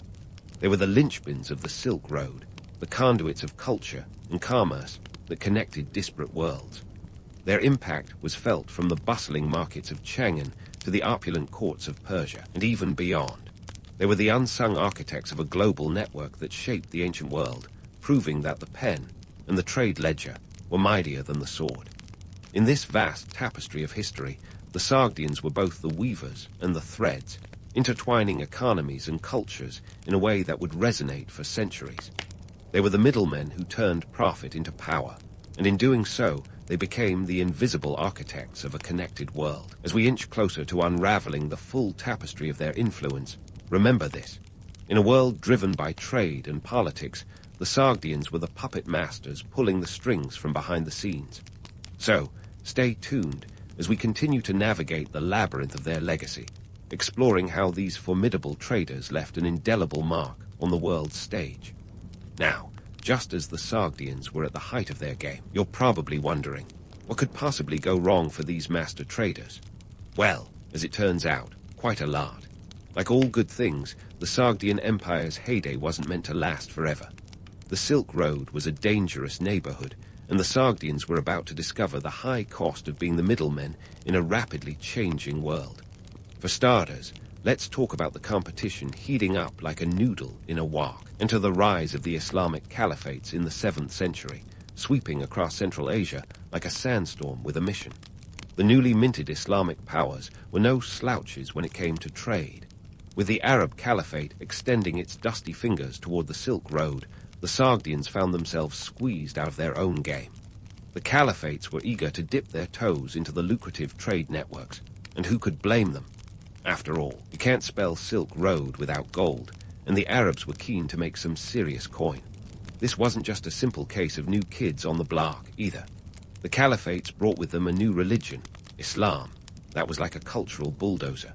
The Sogdians, with their eclectic mix of Zoroastrianism, Buddhism, and whatever else they'd picked up along the way, suddenly found themselves on shaky ground. Religious tolerance might sound like a modern concept, but back then, being on the wrong side of faith could get you uninvited from the trading table. Conversion to Islam wasn't just a spiritual journey, it was a ticket to stay in the game. Those who didn't adapt were left clutching their ledgers in the dust. But the Sogdians' troubles didn't stop there. Enter stage left, the Tang dynasty's political drama.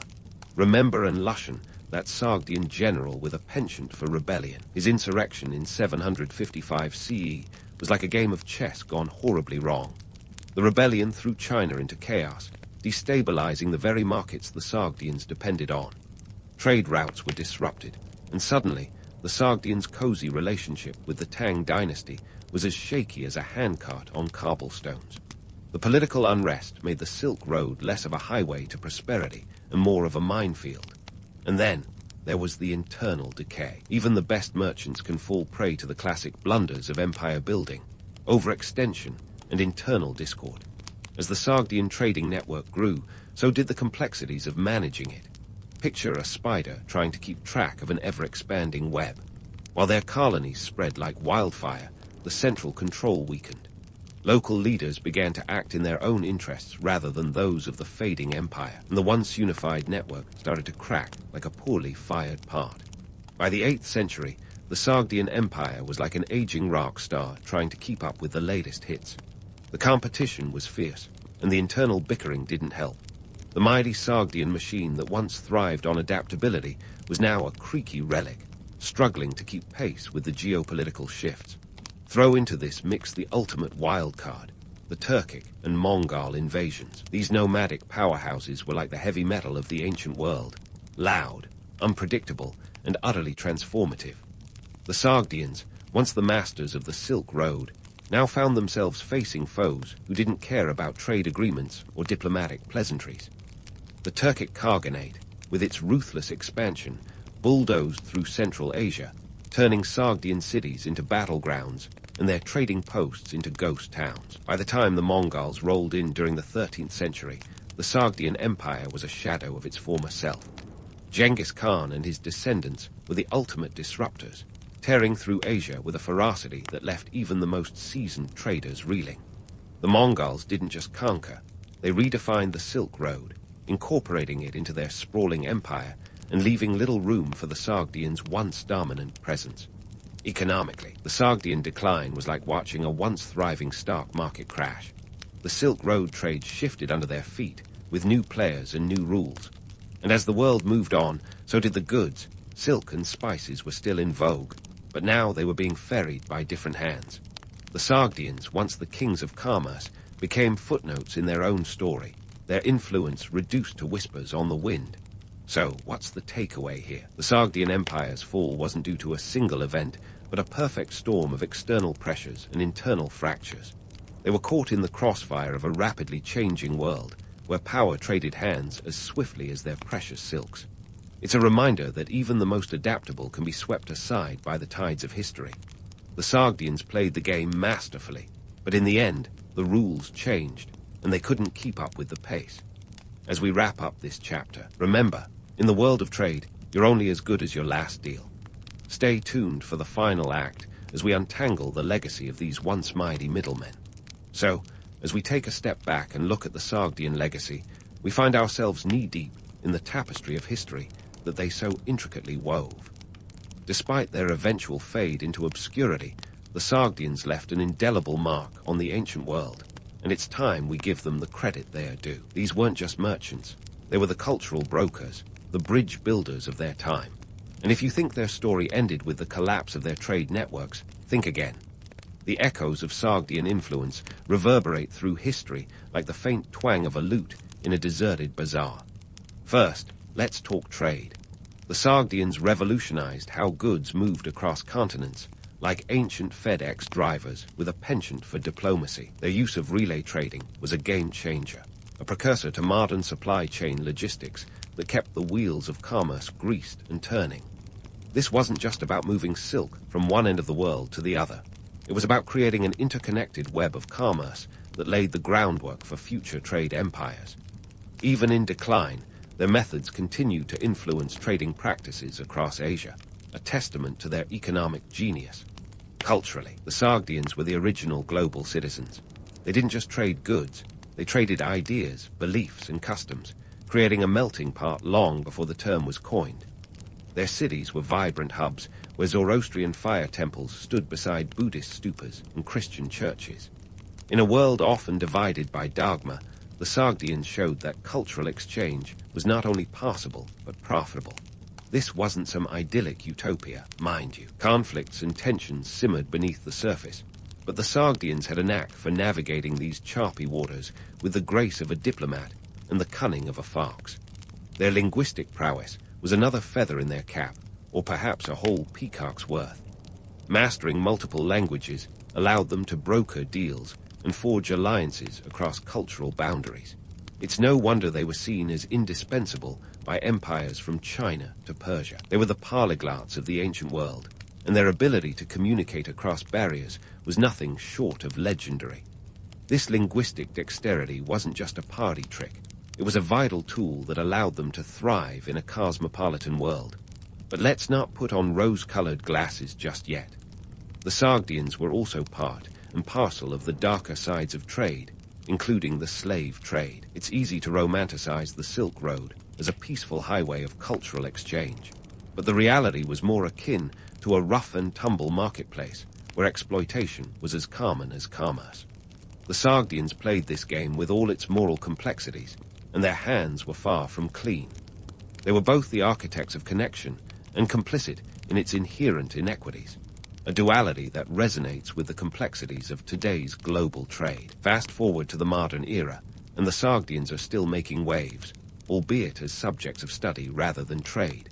Historians and archaeologists have been piecing together their story through a blend of ancient texts and unearthed artifacts, revealing a people whose influence was far greater than their historical footprint might suggest. The Sogdians remind us that the movers and shakers of history aren't always the ones with the biggest armies or the most land. Sometimes they're the quiet middlemen, the traders who connect the dots and weave the threads that hold the world together. In today's globalized world, the Sogdians offer a lesson in adaptability, a quality that's as relevant now as it was then. They thrived by being flexible, by adjusting to the ebb and flow of political and economic tides. Their story is a testament to the power of commerce to transcend borders and create connections, a reminder that trade isn't just about goods, but about ideas and relationships. They were the original networkers, the LinkedIn influencers of their day, and their legacy lives on in every business deal that crosses borders and cultures. As we wrap up this tale of the Sogdians, we're left with a story that straddles the line between romance and reality. Their influence on trade and culture was profound, but it was also complicated by the harsh realities of their time. They were both pioneers and participants in a world that could be as cruel as it was creative.